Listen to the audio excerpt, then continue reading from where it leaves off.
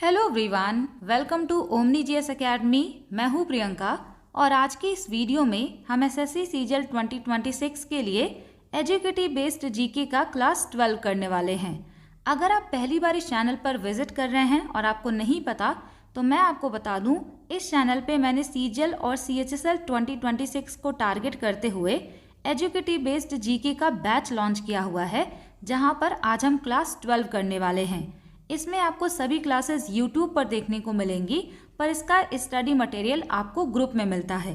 तो ये आज हम क्लास 12 करेंगे। सीजीएल के लिए 46 प्रैक्टिस सेशन यहाँ पर होगा। इसके अलावा जब सीएचएसएल का एग्ज़ाम होगा तो उसके लिए 50 प्रैक्टिस सेट करेंगे। अगर आप क्लास 12 से स्टार्ट कर रहे हैं तो ये वीडियो अभी आपको नहीं देखना है। सबसे पहले आप प्लेलिस्ट में जाकर क्लास 1 से स्टार्ट करिए, तब जाके आपको सारी चीज़ें समझ में आएंगी। क्योंकि यहाँ पर हम 25 क्वेश्चंस करते हैं जिसका हम डिटेल एनालिसिस करते हैं। उसके बाद 5 करंट अफेयर्स भी रिवाइज करते हुए चलते हैं। तो बहुत सारे ऐसे क्वेश्चन हैं जो हमने प्रीवियस क्लासेस में ऑलरेडी डिस्कस किए हुए हैं। तो इसी वजह से अगर आप क्लास 1 से करेंगे तो आपको और भी ज़्यादा बेनिफिट होगा। तो चलिए फिर बिना किसी देरी के इस क्लास को स्टार्ट करेंगे क्वेश्चन नंबर 1 से। Question number 1, Consider the following statements about Gandhara art beyond stone sculptures. पत्थर की मूर्तियों से परे गांधार कला के बारे में निम्नलिखित कथनों पर विचार करें। तो यहाँ पर गांधार आर्ट के बारे में 2 स्टेटमेंट दिया गया है। पढ़ करके आपको करेक्ट वाला स्टेटमेंट बताना है। पहला स्टेटमेंट है, a gold reliquary with figures in an arcade was found at Bimaran. Bimaran में एक आर्केड में आकृतियों वाला एक सोने का अवशेष मिला है। दूसरा यहाँ पर स्टेटमेंट दिया गया है, intricately carved ivory plaques were discovered at Begram. Begram में जटिल नक्काशीदार हाथी दांत पट्टिकाएं खोजी गई है। तो ये यहाँ पर डीप में क्वेश्चन पूछा हुआ है। ऑलरेडी हमने गांधारा आर्ट ऑफ स्कूल जो था और मथुरा आर्ट ऑफ स्कूल, इन सभी को डिस्कस कर लिया है। यहाँ पर जो दोनों स्टेटमेंट दिए गए हैं वो बिल्कुल करेक्ट हैं। तो राइट आंसर यहाँ पे हो जाएगा option C, both 1 and 2 are correct. Question number 2 है यहाँ पर, which of the following best reflects the cultural significance of the Kanuma festival in Andhra Pradesh. निम्नलिखित में से कौन सा कथन आंध्र प्रदेश के कानुमा महोत्सव के सांस्कृतिक महत्व को सर्वोत्तम रूप से दर्शाता है। तो यहाँ पर कानुमा फेस्टिवल के बारे में पूछा गया है। राइट आंसर हो जाएगा option B, it is dedicated to honouring cattle used in agriculture. तो जो भी हम कैटल को यूज़ करते हैं एग्रीकल्चर करने के लिए, उन्हीं के ऑनर में इसको मनाया जाता है आंध्र प्रदेश में। ऑप्शन बी यहाँ पर राइट आंसर है। यहाँ पर आंध्र प्रदेश का फेस्टिवल दिया गया है, तो हम आंध्र प्रदेश के सभी इम्पॉर्टेंट फेस्टिवल को डिटेल में कवर करेंगे।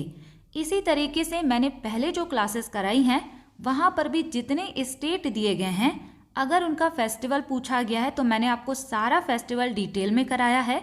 अगर फोक डांस या फिर फोक म्यूज़िक से क्वेश्चन पूछा गया है तो उसको भी मैंने वहाँ पर डिटेल में कराया है। इसी तरीके से हम जितने भी स्टेट हैं उन सभी के फेस्टिवल, फोक डांसेस और फोक म्यूज़िक को कवर करेंगे।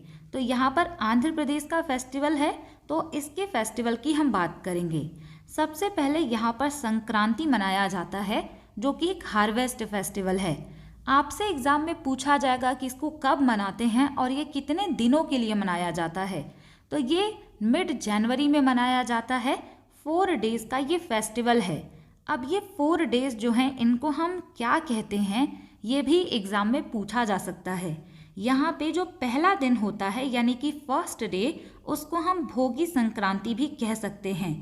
Burning of old household items in a bonfire to signify a new beginning. इस दिन घर के जो पुराने सामान होते हैं उनको जला दिया जाता है, जिससे कि नई शुरुआत मानी जाती है। दूसरा दिन यानी कि जो सेकेंड डे होता है उसको संक्रांति या फिर पेड्डा पंडुगा कहते हैं। ये मेन डे होता है। It is focused on prayers to the sun god and ancestor worship. यहाँ पर सन गॉड की पूजा की जाती है और जो भी पूर्वज हैं उनकी भी पूजा की जाती है। यहाँ पे जो थर्ड डे होता है उसको कानुमा कहते हैं और यही देखिए क्वेश्चन में पूछा हुआ है कि कानुमा फेस्टिवल का क्या कल्चरल सिग्निफिकेंस है। तो कानुमा जो होता है it is dedicated to cattle, जैसे कि काउज एंड बुल हैं, इनको अच्छे से डेकोरेट किया जाता है, इनकी पूजा की जाती है क्योंकि ये फार्मिंग में बहुत ही इम्पॉर्टेंट रोल प्ले करते हैं। नेक्स्ट यहाँ पे 4th डे जो होता है उसको मुकानुमा कहते हैं। ये डे होता है सोशल गैदरिंग एंड फीस्टिंग का। तो ये यहाँ पर 4 डेज हैं जो कि आंध्र प्रदेश के संक्रांति में होते हैं। यहाँ का एक यूनिक फीचर अगर हम देखें तो यहाँ पे आपको कीवर्ड देखने को मिलेगा हरिदासु एंड गांगी रेद्दुलू।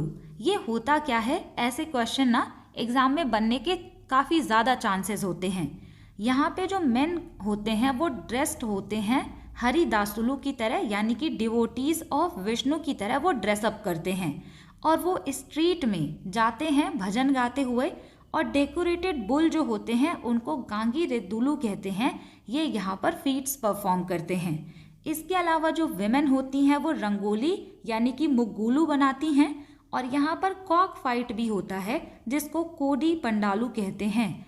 तो ये एक फेस्टिवल है आंध्र प्रदेश का जिसका हमने यहाँ पर डिटेल में चीज़ें देखी हैं। दूसरा यहाँ पे फेस्टिवल है उगाड़ी फेस्टिवल।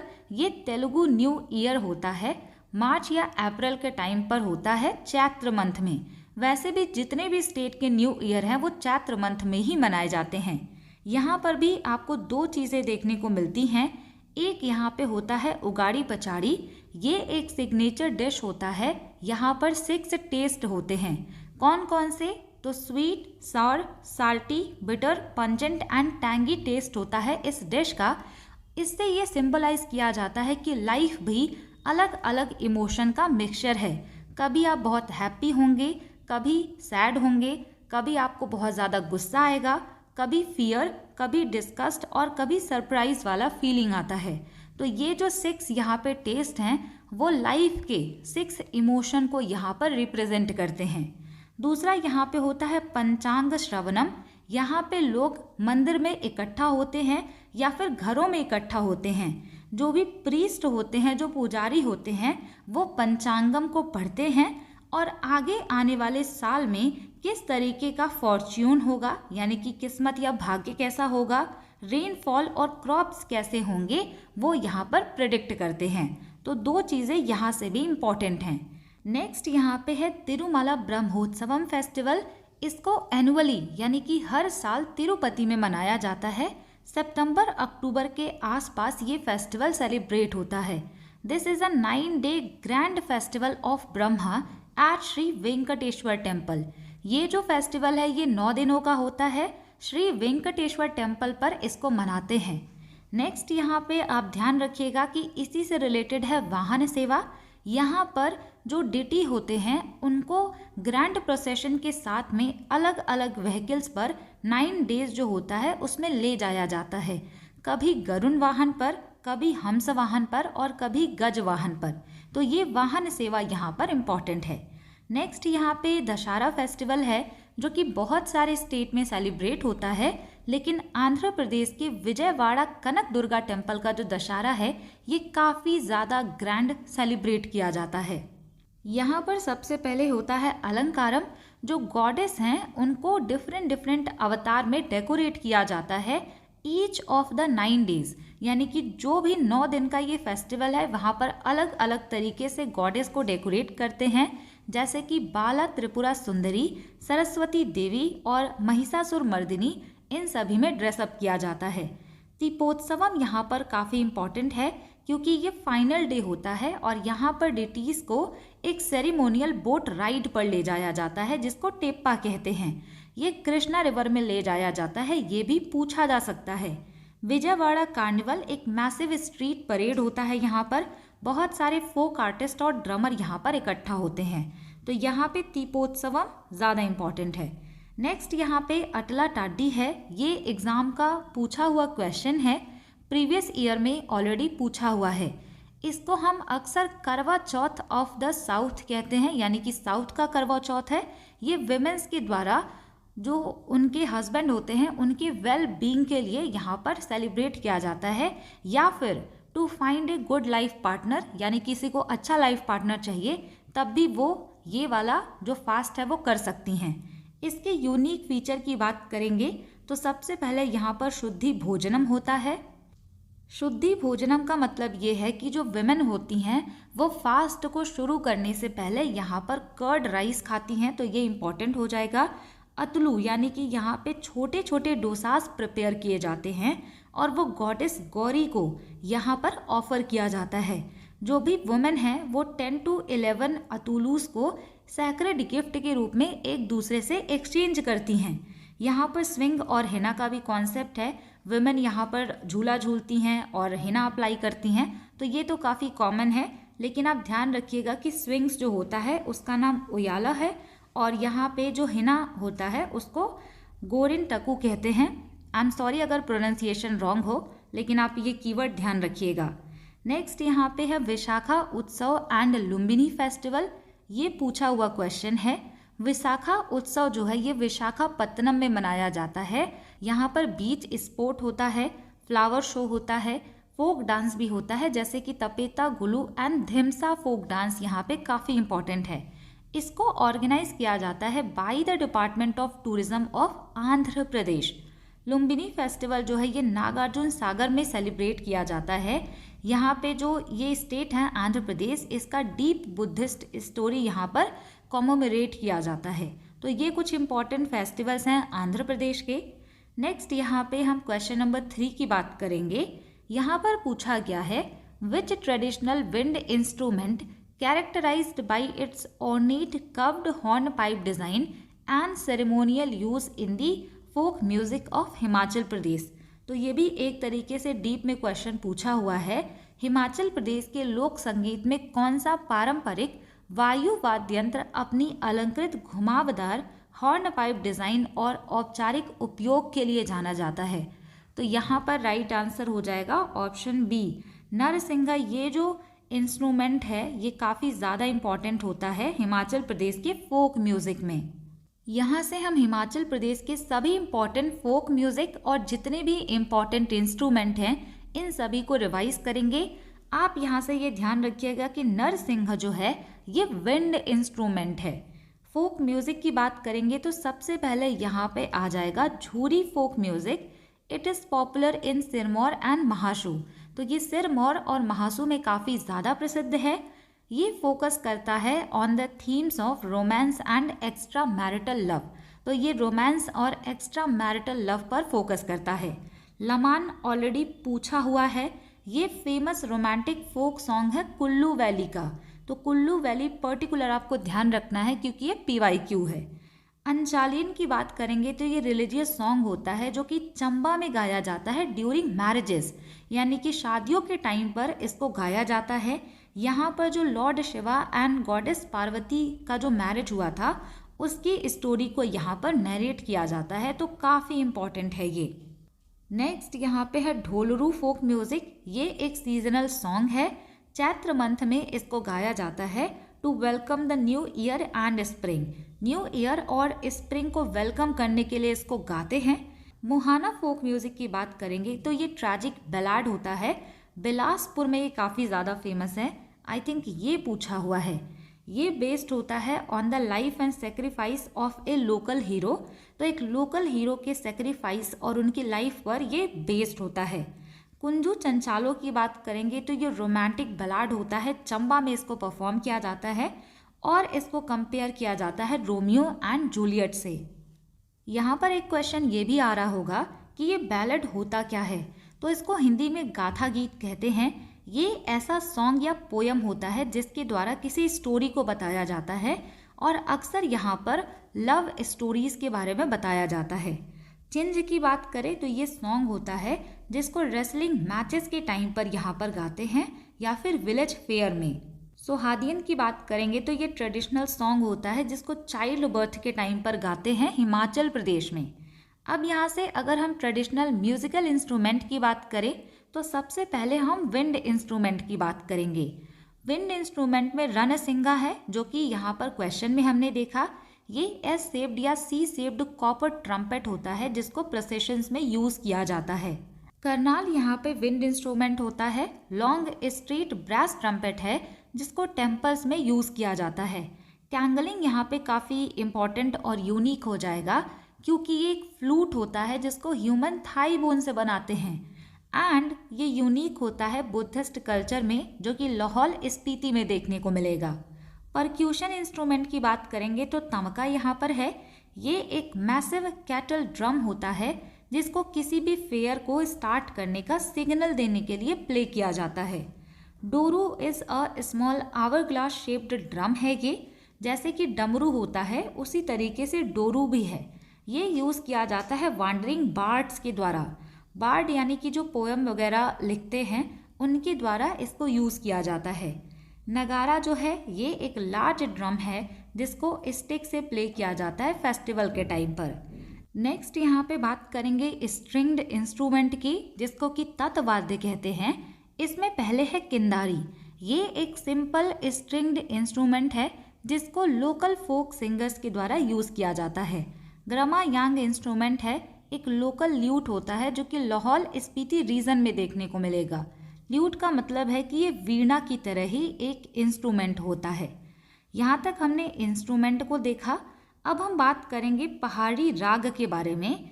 ये मोस्ट हिमाचली फोक म्यूज़िक इसी पर बेस्ड होता है, लाइट एंड क्लासिकल मेलोडी पर ये आधारित है। नाटी की अगर हम बात करें तो ये स्टेट डांस है, लेकिन यहाँ पे नाटी गीत भी गाया जाता है इसी के साथ में, जो कि पॉपुलर फोक म्यूज़िक है हिमाचल प्रदेश का। गद्दी ट्राइब की म्यूज़िक की बात करें तो इनका जो सॉन्ग होता है इनके माइग्रेटरी लाइफ स्टाइल के बारे में दिखाता है और यहाँ पर बांसुरी यानी कि फ्लूट का यूज़ किया जाता है। अगर हम हिमाचल प्रदेश के जो भी इम्पोर्टेंट फोक म्यूजिशियन हैं उनकी बात करेंगे तो नोटेबल पर्सनालिटी से भी क्वेश्चन पूछे जाते हैं। यहाँ पर आप याद रखिएगा सोमदत्त बट्टू का नाम। ये एक लीजेंडरी वोकलिस्ट हैं पटियाला घराना के। इनको पद्मश्री दिया गया 2024 में। गंभरी देवी की बात करेंगे तो इनको नाइटेंगल ऑफ बिलासपुर कहा जाता है। ये मोस्ट इम्पॉर्टेंट पॉइंट हो जाएगा। She was a pioneer who popularized the Mohana and Gangi folk song. इन्होंने मोहाना और गांगी फोक सॉन्ग को बहुत ज़्यादा फेमस किया था। कर्नाली राणा की बात करेंगे तो ये एक वेटरन सिंगर हैं जिन्होंने thousands of Himachali folk song जैसे कि भजन और आरती को रिकॉर्ड किया है। कुलदीप शर्मा जो हैं इनको नाटी किंग कहा जाता है क्योंकि इन्होंने नाटी फोक डांस सॉन्ग को काफ़ी ज़्यादा पॉपुलराइज किया था। तो ये दो यहाँ पे आपको ज़्यादा अच्छे से ध्यान रखना है। वैसे सारी चीज़ें इंपॉर्टेंट हैं, लेकिन कुछ चीज़ें ऐसी होती हैं जिन पे आपको एक्स्ट्रा ध्यान देना होता है। मूव करते हैं अगले क्वेश्चन पर। क्वेश्चन नंबर 4 है, consider the following statements on world championship swimming event. यहाँ पर आपको बोला गया है कि जो विश्व चैम्पियनशिप तैराकी स्पर्धा होता है, यहाँ पर 50 मीटर का पूल होता है। इसके बारे में स्टेटमेंट दिया गया है, पढ़ करके आपको करेक्ट वाला स्टेटमेंट बताना है। पहला स्टेटमेंट दिया गया है, men and women compete in identical freestyle distances from 50 metre to 1500 metre. यहाँ पे कह रहे हैं कि पुरुष और महिलाएं 50 मीटर से 1500 मीटर तक समान फ्री स्टाइल दूरी में प्रतिस्पर्धा करते हैं। दूसरा यहाँ पे कह रहे हैं, individual medley is held only up to 400 metre for both genders. यहाँ पे कह रहे हैं कि जो व्यक्तिगत मेडले होता है ये दोनों ही जेंडर के लिए केवल 400 मीटर तक आयोजित किया जाता है। कौन सा स्टेटमेंट करेक्ट है? तो यहाँ पर राइट आंसर हो जाएगा ऑप्शन सी। दोनों ही स्टेटमेंट यहाँ पर बिल्कुल करेक्ट हैं। अब यहाँ पे ये जो स्टेटमेंट में दिया गया है ना कि ये जो इंडिविजुअल मेडले है ये केवल 400 मीटर तक होता है फॉर बोथ जेंडर्स, तो ये 400 मीटर किसी और एग्जाम में आंसर में पूछा जा सकता है। तो क्वेश्चन में जो एक्स्ट्रा इन्फॉर्मेशन होता है उसको भी आपको ध्यान देना होगा। यहाँ पर अब हम स्विमिंग से रिलेटेड कुछ इंपॉर्टेंट चीज़ों की बात करेंगे। यहाँ पर पहला पॉइंट है इंपॉर्टेंट टर्मिनोलॉजीज़ का। यहाँ पर हम बात करेंगे कि स्विमिंग में कौन कौन सी शब्दावलियाँ होती हैं। यहाँ पर आप ध्यान रखिएगा, स्विमिंग में 4 टाइप्स के स्ट्रोक होते हैं जिसका इमेज भी आगे हम देखने वाले हैं। सबसे पहले यहाँ पर बटरफ्लाई स्ट्रोक होता है। ये स्ट्रोक जो है ये चेस्ट के बल पे किया जाता है, जहाँ पर आगे की तरफ दोनों हाथों को सिमेट्रिकली मूव कराया जाता है जस्ट लाइक ए बटरफ्लाई। यहाँ पर आप देखिए इमेज में, यहाँ पे है बटरफ्लाई स्ट्रोक। यहाँ पे दोनों हाथों को बटरफ्लाई के विंग की तरह यहाँ पर मूव कराया जाता है। दूसरा यहाँ पे आता है बैक स्ट्रोक। ये कॉम्पिटिटिव स्ट्रोक होता है जिसको बैक के साइड से यहाँ पर परफॉर्म किया जाता है। अब यहाँ पर बात आता है individual medley and medley relay के बारे में। तो सबसे पहले तो आपको ये जानना पड़ेगा कि मेडले होता क्या है। मैंने आपको अभी बताया कि स्विमिंग में 4 टाइप्स के स्ट्रोक होते हैं। जब भी किसी इंडिविजुअल या फिर किसी भी टीम के द्वारा ये 4 टाइप के स्ट्रोक एक ही सिंगल गेम में परफॉर्म कर दिया जाए तो उसको मेडले कहा जाता है। यहाँ पर ये जो सीक्वेंस है ना, ये काफ़ी ज़्यादा इम्पॉर्टेंट होता है, क्योंकि अगर कोई भी इंडिविजुअल मेडले परफॉर्म करता है तो उसको सेम इसी ऑर्डर में परफॉर्म करना होता है, अदरवाइज उनको डिस्क्वालीफाई कर दिया जाएगा। A single swimmer perform 4 stroke in this specific order, यानी कि यहाँ पर इनको मेडले परफॉर्म करना है किसी इंडिविजुअल को, तो सबसे पहले ये परफॉर्म करेंगे यहाँ पर butterfly stroke, then backstroke, फिर breaststroke and freestyle. दूसरा यहाँ पे है मेडले रिले। मेडले रिले की बात करेंगे तो यहाँ पे टीम ऑफ 4 स्विमर होता है, यानी 4 जो स्विमर हैं उनका ग्रुप होता है और इनके द्वारा जब मेडले परफॉर्म किया जाता है तो इसका ऑर्डर डिफरेंट होता है। जैसे कि यहाँ पे सबसे पहले बैक स्ट्रोक परफॉर्म करते हैं, देन यहाँ पे breast stroke, butterfly stroke and free style stroke यहाँ पर परफॉर्म किया जाता है। तो दोनों का जो ऑर्डर है वो याद रखिएगा, क्योंकि इससे अलग अगर कोई यहाँ पे स्ट्रोक परफॉर्म करता है तो उसको डिस्क्वालीफाई कर दिया जाता है। डॉल्फिन किक अगर आपसे पूछा जाए तो ये स्विमिंग से ही रिलेटेड है। ये एक पावरफुल लेग किक होता है जो कि बटरफ्लाई स्ट्रोक में यूज़ किया जाता है। टम्बल टर्न क्या होता है? तो टर्न का मतलब मुड़ना। तो ये अंडर वाटर जब भी स्विमर फ्लिप करते हैं तो उसी को हम टम्बल टर्न कहते हैं। ये ऐसा इस वजह से करते हैं जिससे कि ये काफ़ी तेज़ी से अपने डायरेक्शन को चेंज कर सके। फॉल्स स्टार्ट अगर आपसे पूछा जाए कि ये किससे रिलेटेड है तो ये भी स्विमिंग से रिलेटेड है। जब भी कभी भी सिग्नल शुरू होने से पहले ही कोई स्विमर अगर मूव करता है या फिर ब्लॉक को छोड़कर चला जाता है तो इसको फॉल्स स्टार्ट कहा जाता है। जब सिग्नल मिलता है तभी स्टार्ट करना चाहिए। लेन की अगर हम बात करें तो ये डेजिग्नेटेड एरिया या पाथ होता है जहाँ पे हर स्विमर को यहाँ पे स्विम करना होता है।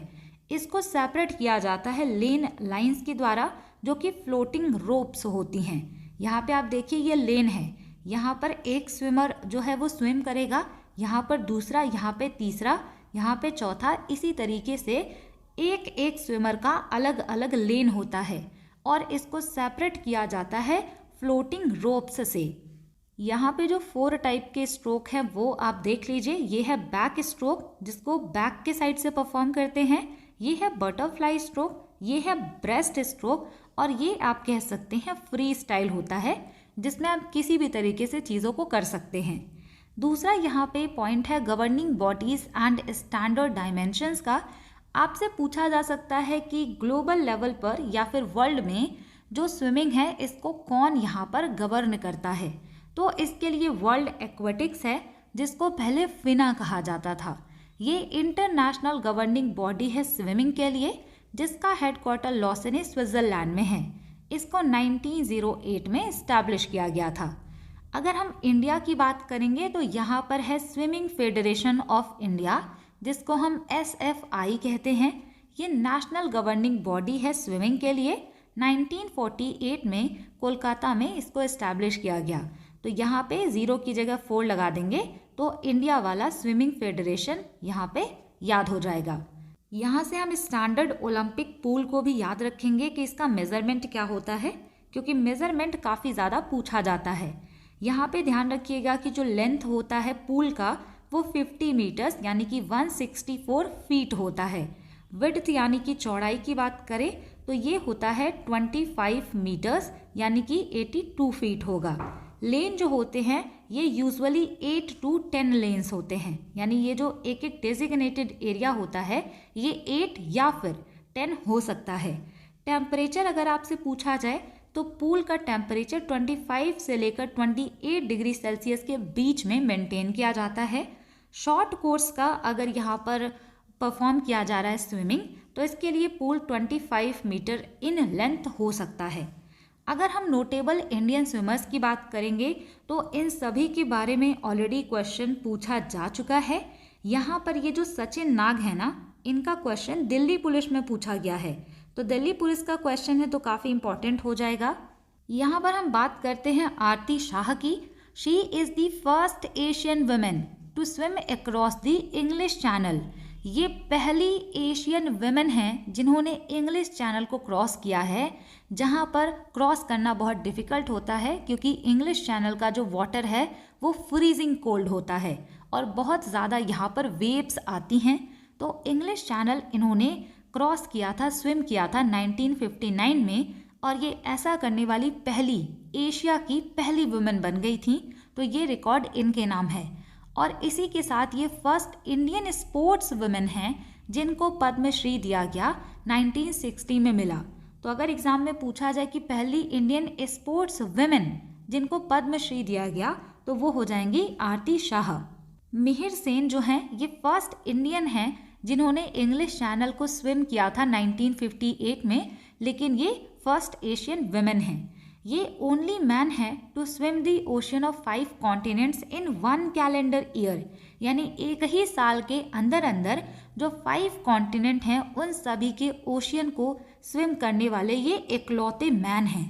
सचिन नाग जो हैं ये इंडिया के फर्स्ट एवर एशियन गेम्स में इन्होंने गोल्ड मेडल जीता था स्विमिंग में, जो कि 1951 में न्यू दिल्ली में होस्ट किया गया।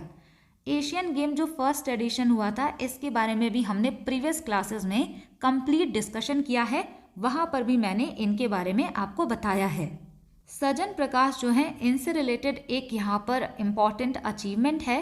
ही is the first Indian swimmer to achieve a direct Olympic A cut qualification. ये भारत के पहले ऐसे स्विमर हैं जिन्होंने direct Olympic A cut qualification यहाँ पर किया था। अब सवाल ये भी आएगा कि ये ओलंपिक ए कट क्वालिफिकेशन क्या होता है, तो ये काफ़ी डिफ़िकल्ट होता है। बहुत ही कम टाइम में कुछ एरिया यहाँ पे डेजिग्नेट होता है, उसको स्विम करना होता है बहुत ही कम टाइम में। ए कट क्वालिफिकेशन अगर कोई भी परफॉर्म कर देता है तो इसका मतलब है कि वो ओलंपिक में उनकी एक सीट पक्की हो गई।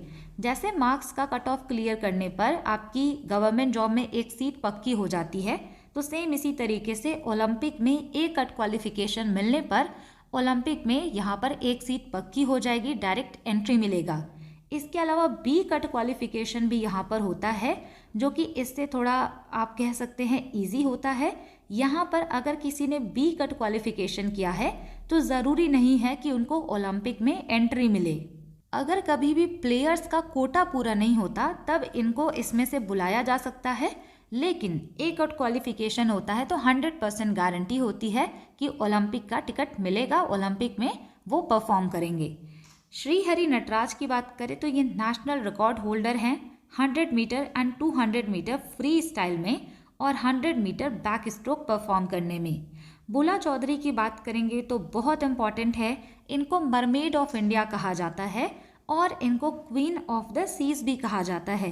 ये बहुत ही फेमस हैं for being the first women to cross sea channel across 5 continent. तो जो 5 कॉन्टिनेंट्स हैं उनके 5 चैनल्स हैं, उनको क्रॉस करने वाली ये पहली वुमेन हैं पूरे वर्ल्ड की। इसी वजह से इनको क्वीन ऑफ द सीज कहा जाता है।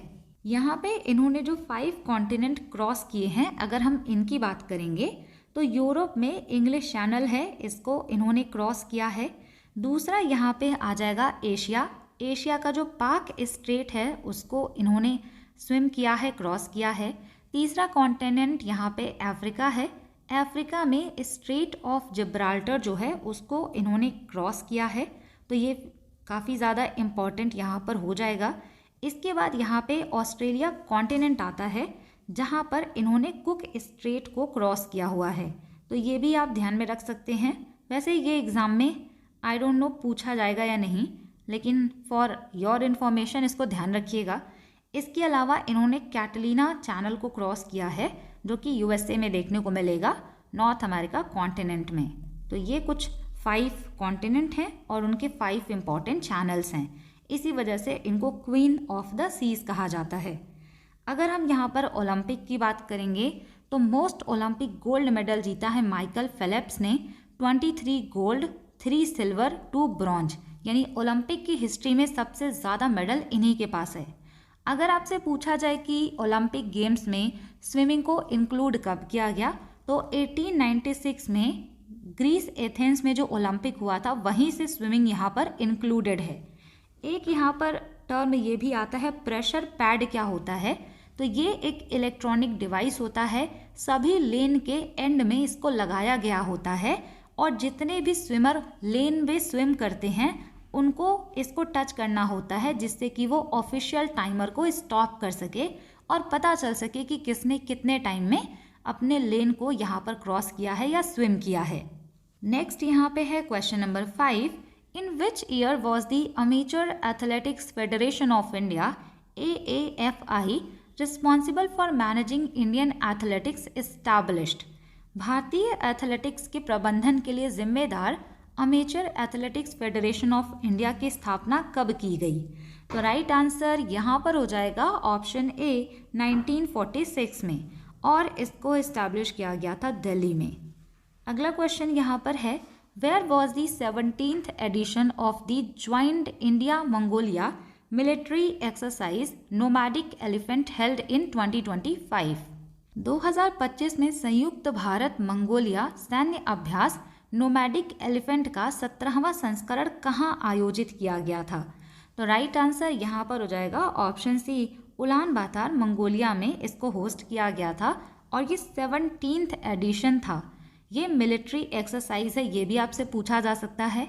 मैंने आपको पहले भी कहा था कि जितने भी एक्सरसाइज होते हैं इससे रिलेटेड एक करंट अफेयर्स का वीडियो हम अलग से कर लेंगे, जहाँ पर रीसेंट वाले किस नंबर के एडिशन हैं और वो कहाँ पर हुए हैं इसकी बात करेंगे। क्वेश्चन नंबर 7 है, over 60 Indian athletes participated in the Asian Athletics Championship 2025 held in which city? यहाँ पे कह रहे हैं कि 60 से भी ज़्यादा इंडियन एथलीट्स ने एशियन एथलेटिक्स चैम्पियनशिप में यहाँ पर पार्टिसिपेट किया था, तो ये किस सिटी में होस्ट किया गया? तो राइट आंसर यहाँ पे हो जाएगा ऑप्शन बी, गुमी साउथ कोरिया में इसको होस्ट किया गया था। यहाँ पर अब हम बात करते हैं कि इसका कौन सा एडिशन था और ये कब हुआ। तो ये 26 नंबर का एशियन एथलेटिक्स चैम्पियनशिप था 2025 में, जिसको गुमी साउथ कोरिया में होस्ट किया गया था 27 से लेके 31 मई 2025 में।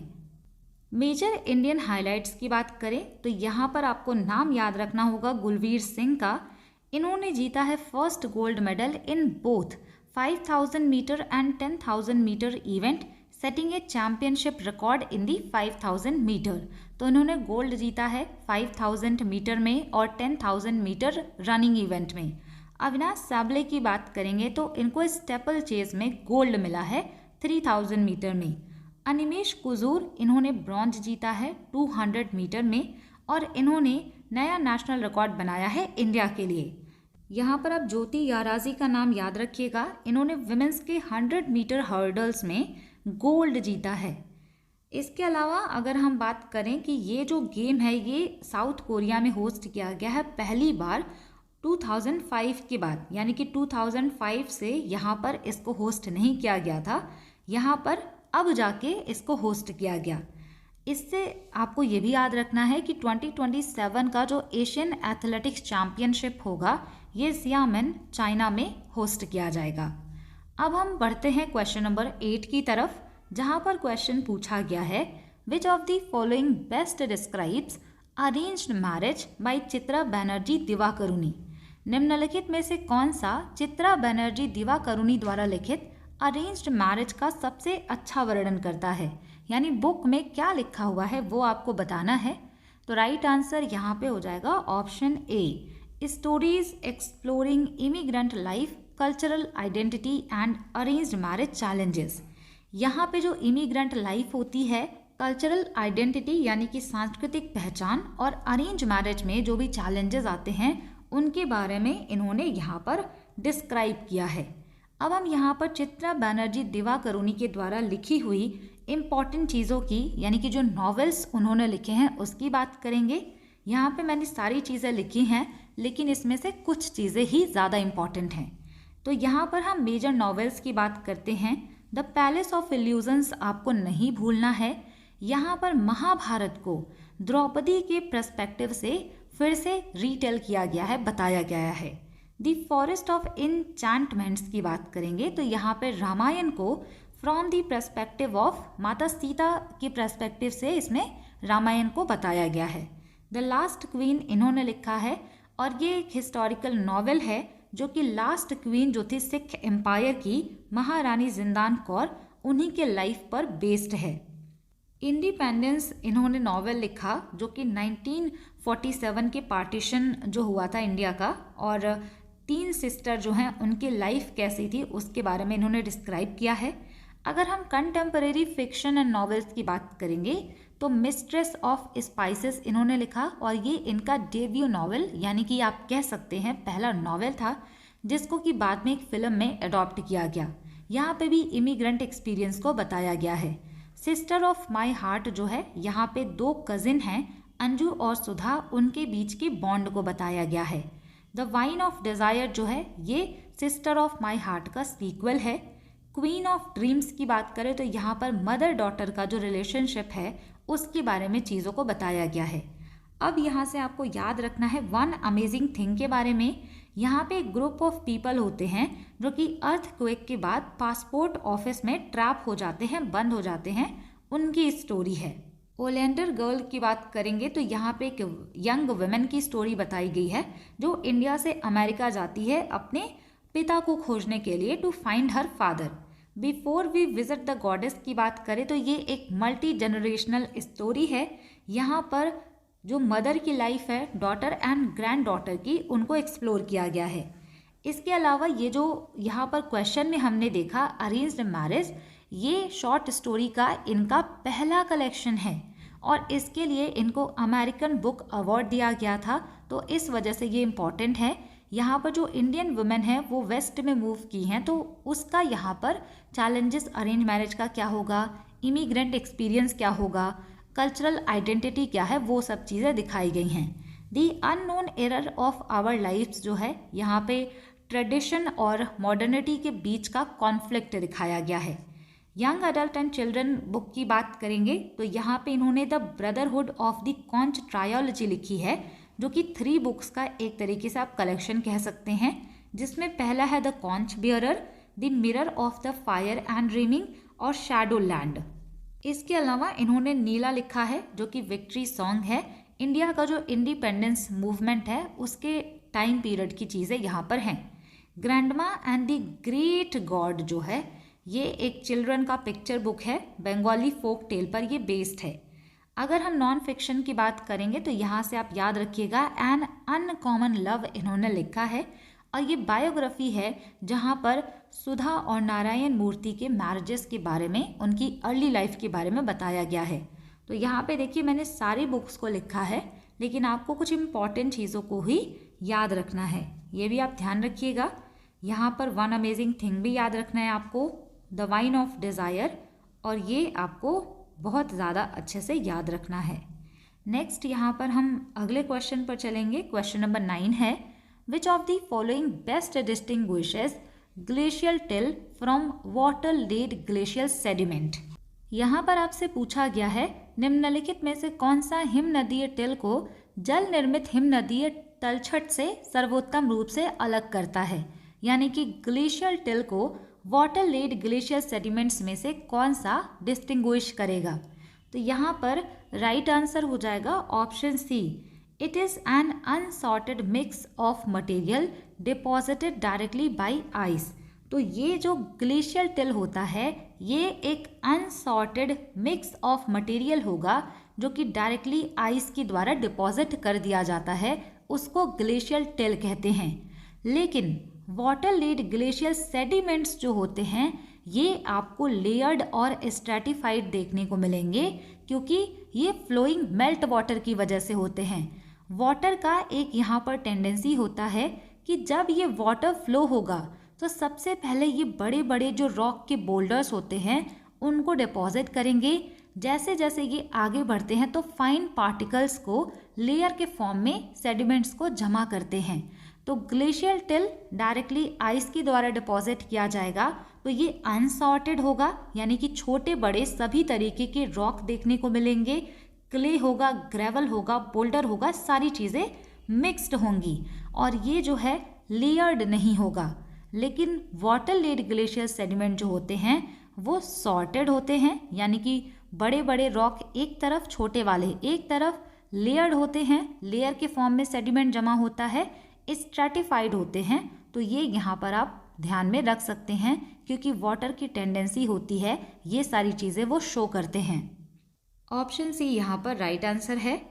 नेक्स्ट क्वेश्चन यहाँ पर है question number 10। Consider the following statements about Geeta Upadhyay. Geeta Upadhyay के बारे में आपको ये स्टेटमेंट कंसीडर करना है, विचार करना है और बताना है कि कौन सा करेक्ट है। पहला स्टेटमेंट दिया गया है, she is a Hindi writer from Assam. यहाँ पे कहने कि ये असम से हैं, हिंदी राइटर हैं। She translated the diary of Anne Frank into Indian languages. Diary of Anne Frank को इन्होंने भारतीय भाषा में ट्रांसलेट किया है। तीसरा स्टेटमेंट है, शी वॉज कन्फर्ड दी पद्म भूषण इन 2025। तो यहाँ पे देखिए पद्म भूषण जो अवार्ड है या फिर पद्म अवार्ड जो होते हैं ये काफ़ी इंपॉर्टेंट होते हैं। यहाँ पर आपको बताना है कि कौन सा स्टेटमेंट करेक्ट है। तो राइट आंसर यहाँ पर हो जाएगा ऑप्शन बी, केवल और केवल दूसरा स्टेटमेंट सही है, बाकी ये जो पहला और तीसरा स्टेटमेंट है ये गलत है।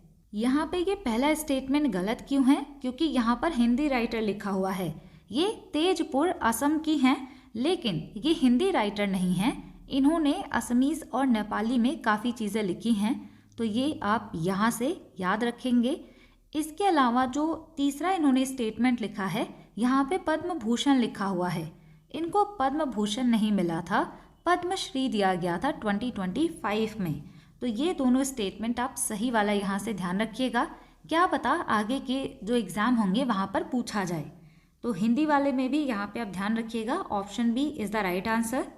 अगला क्वेश्चन यहाँ पर है, असर्शन और रीज़न दिया गया है, पढ़ करके आपको करेक्ट आंसर बताना है।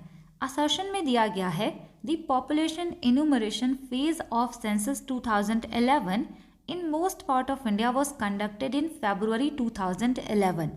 यहाँ पे कहने की जो लोगों की गिनती हुई थी जनगणना 2011 की, वो फरवरी 2011 में की गई थी।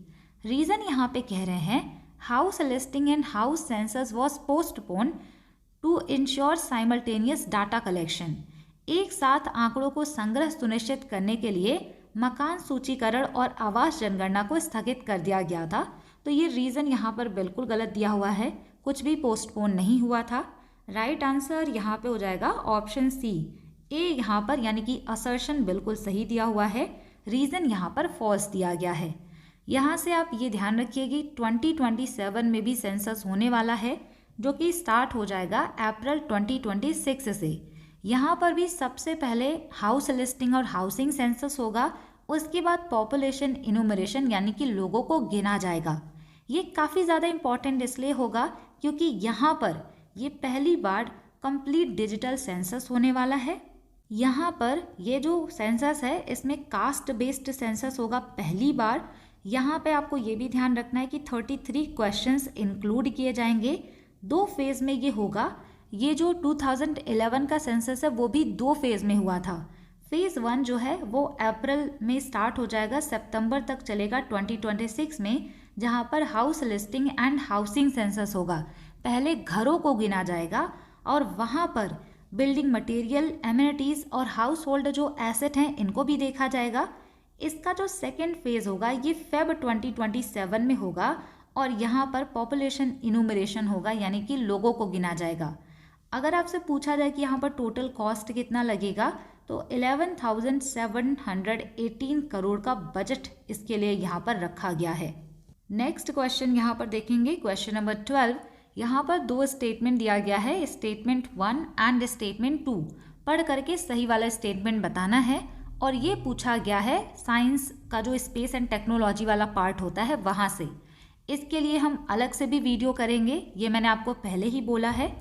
पहला स्टेटमेंट है sun synchronous orbits allow satellites to maintain consistent local solar time over a specific region. सूर्य समकालिक कक्षाएं उपग्रहों को एक विशिष्ट क्षेत्र में एक समान स्थानीय सौर समय बनाए रखने की अनुमति देती हैं। सेकेंड स्टेटमेंट में लिखा हुआ है this orbital feature is ideal for continuous solar powered communication satellite in Jio stationery orbit. Second statement में कह रहे हैं यह कक्षीय विशेषता भू स्थिर कक्षा में निरंतर सौर ऊर्जा चालित संचार उपग्रहों के लिए आदर्श है। तो ये जो सन सिंक्रोनस ऑर्बिट होते हैं ये पोल के पास में होते हैं। इनका टाइम उसी तरीके से होता है जिस तरीके से अर्थ सन के अराउंड रिवॉल्व करती है, तो सन के साथ इनका जो टाइम है वो एक तरीके से सेम होता है, कंसिस्टेंट होता है।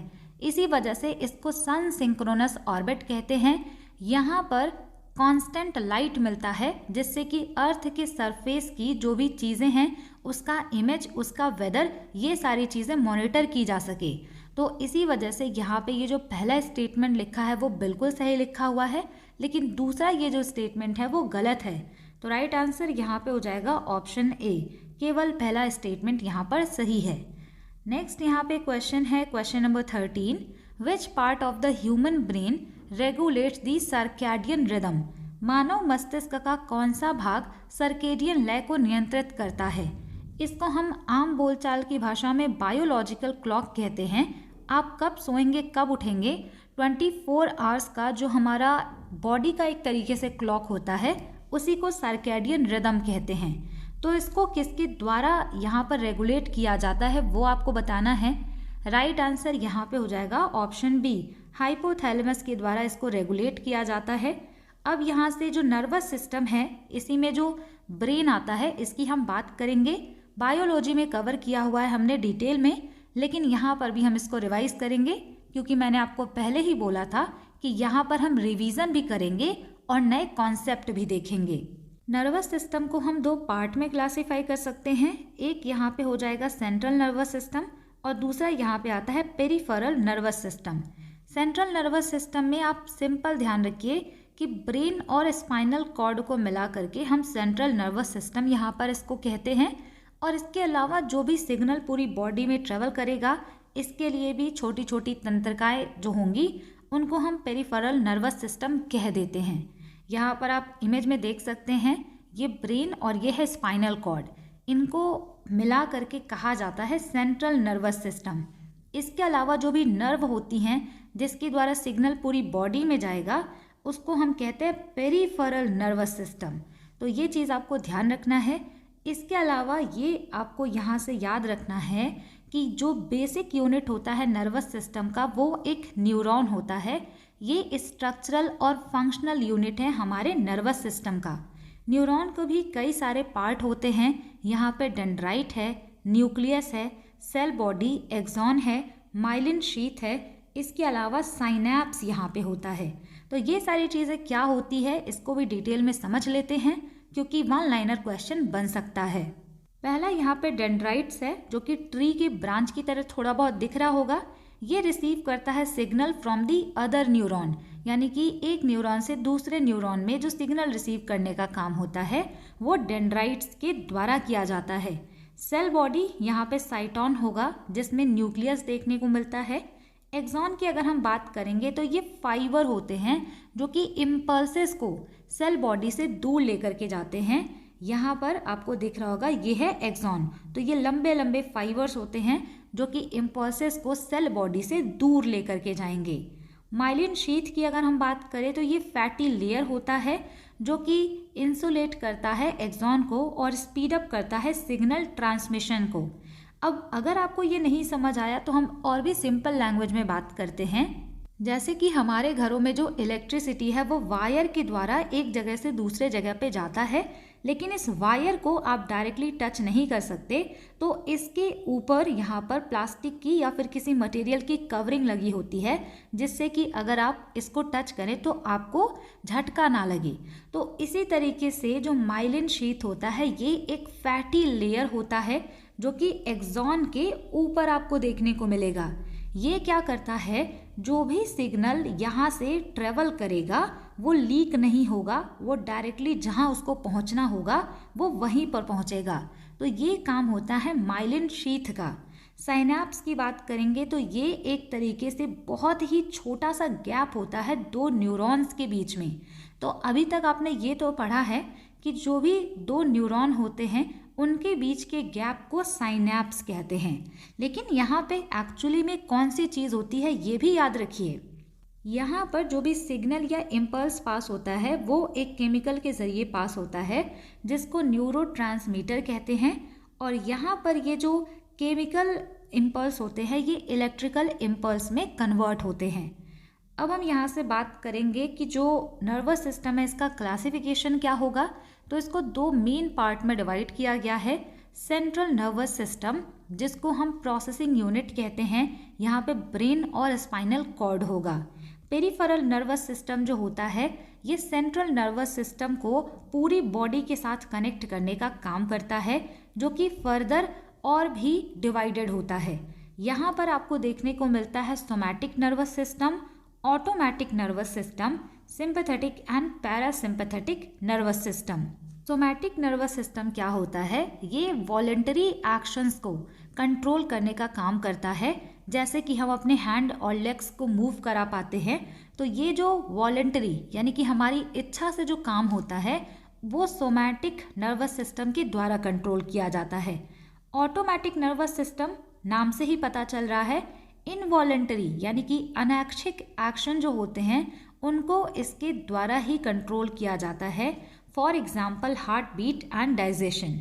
सिंपैथेटिक की बात करें तो इसको फाइट और फ्लाइट कहते हैं, यानी आपको किसी भी चैलेंजेस को देख करके उससे फाइट करना है या दूर भागना है वो इसके द्वारा पता चलेगा। इसमें क्या होता है कि हार्ट रेट बहुत ज़्यादा इंक्रीज हो जाता है। पैरासिम्पैथेटिक की बात करेंगे तो रेस्ट एंड डाइजेस्ट का काम होता है। यहाँ पर हार्ट का जो रेट होता है वो काफ़ी स्लो हो जाता है, रिलैक्स मोड में आप आ जाते हैं। तो जब भी आप अलर्ट मोड में होंगे तो ये सिंपैथेटिक नर्वस सिस्टम काम करेगा। जब आप शांत होंगे, रिलैक्स होंगे तो पैरासिम्पैथेटिक नर्वस सिस्टम काम करता है। जैसे कि मान लीजिए अगर आपको लगा कि आपके पीछे घोस्ट है तो आपकी आंखें बड़ी हो जाएंगी, आपकी दिल की धड़कनें तेज हो जाएंगी और आप सोचेंगे कि अब यहाँ से फाइट करें या फ्लाइट करें। तो ये सिंपैथेटिक एक तरीके से काम होता है। जब आपको लगता है कि कोई घोस्ट नहीं है या आपका इल्यूजन है, जब आप शांत होते हैं तो रेस्ट एंड डाइजेस्ट के मोड में आप आ जाते हैं, रिलैक्स होते हैं, वो पैरासिम्पैथेटिक नर्वस सिस्टम का पार्ट है। यहाँ से कुछ डाटा भी आपको याद रखना है। मेल ब्रेन की बात अगर हम करेंगे तो उनका जो वेट होता है वो 1350 से लेके 1450 ग्राम होगा। फीमेल के ब्रेन का जो वेट होता है वो 1200 से 1300 ग्राम होता है। न्यूबॉर्न बेबी जो होते हैं ये 350 से 400 ग्राम इनके ब्रेन का वेट होगा। अब हम यहाँ से बात करेंगे जो मोस्ट इम्पॉर्टेंट है एग्जाम के लिए, वो है ह्यूमन ब्रेन का पार्ट। तो ह्यूमन ब्रेन जो होता है ये 3 पार्ट्स में डिवाइडेड है। अब ये कौन कौन से पार्ट होते हैं, तो ये होता है फोर ब्रेन यानी कि जो सबसे बड़ा हिस्सा होता है जो आपको यहाँ पर दिख रहा होगा। दूसरा यहाँ पे आता है मिड ब्रेन जो कि काफ़ी यहाँ पर छोटा है।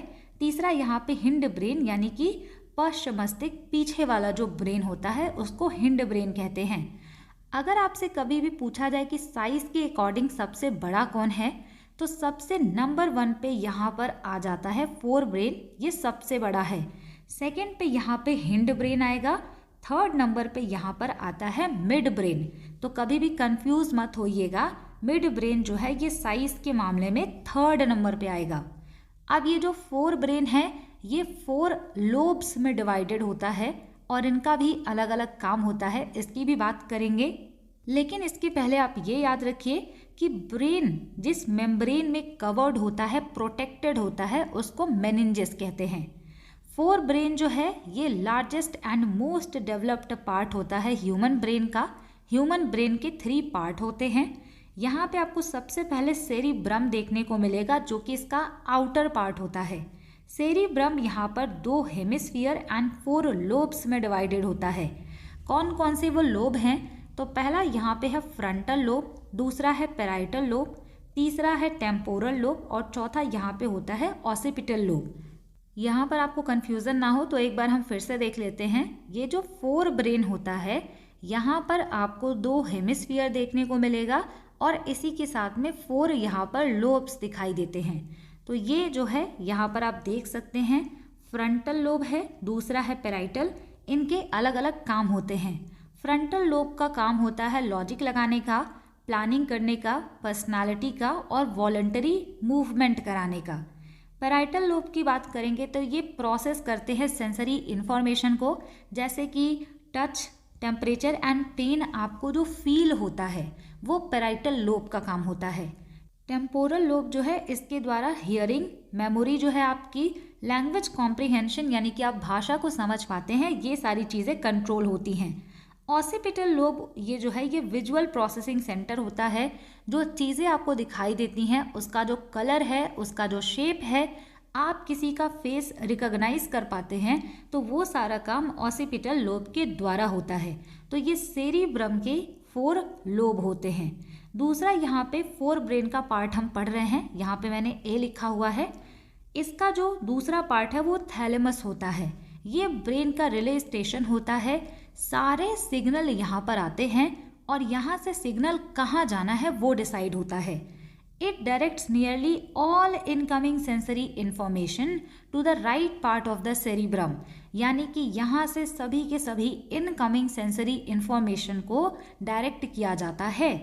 तीसरा यहाँ पे इसका पार्ट आता है हाइपोथैलेमस, जो मास्टर ऑफ होम्योस्टैटिस होता है, यानी कि आपकी बॉडी का जो टेम्परेचर है वो हमेशा एक लेवल पर मेंटेन होता है। ये काम हाइपोथैलेमस के द्वारा किया जाता है। इसके अलावा ये हंगर, थर्स्ट यानी कि प्यास, स्लीप और बॉडी का टेम्परेचर, फीलिंग या इमोशन जो है उसको कंट्रोल करने का काम करता है। तो यहाँ पे ये जो रेड कलर में लिखा हुआ है ये सभी 4 ब्रेन के पार्ट होते हैं। अब हम नेक्स्ट यहाँ पे बात करेंगे मिड ब्रेन की, और यहाँ पे आप इमेज में भी देख लीजिए कि ये सेरिब्रम है, ये occipital lobe, parietal lobe, frontal lobe और टेम्पोरल लोब, और ये जो सारी चीज़ें हैं ये पार्ट हैं 4 ब्रेन का। नेक्स्ट यहाँ पे मिड ब्रेन है जो कि सबसे छोटा होता है साइज में। मिड ब्रेन का काम क्या होता है? It acts as a bridge for sensory and motor signal. It is heavily involve in auditory and visual reflexes. ये ऑडिटरी और विजुअल रिफ्लेक्सेस में अपना इम्पॉर्टेंट रोल प्ले करता है। जैसे कि अगर आप बहुत तेज़ कोई आवाज़ सुनते हैं तो जंप करने लगते हैं, आई का जो मूवमेंट होता है वो इसी के द्वारा कंट्रोल होता है। तीसरा यहाँ पे आता है हिंड ब्रेन, जो कि लाइफ सपोर्ट होता है। यहाँ पे आपको सेरिबेलम देखने को मिलेगा और ब्रेन स्टेम में मेडुला और पॉन्स होते हैं।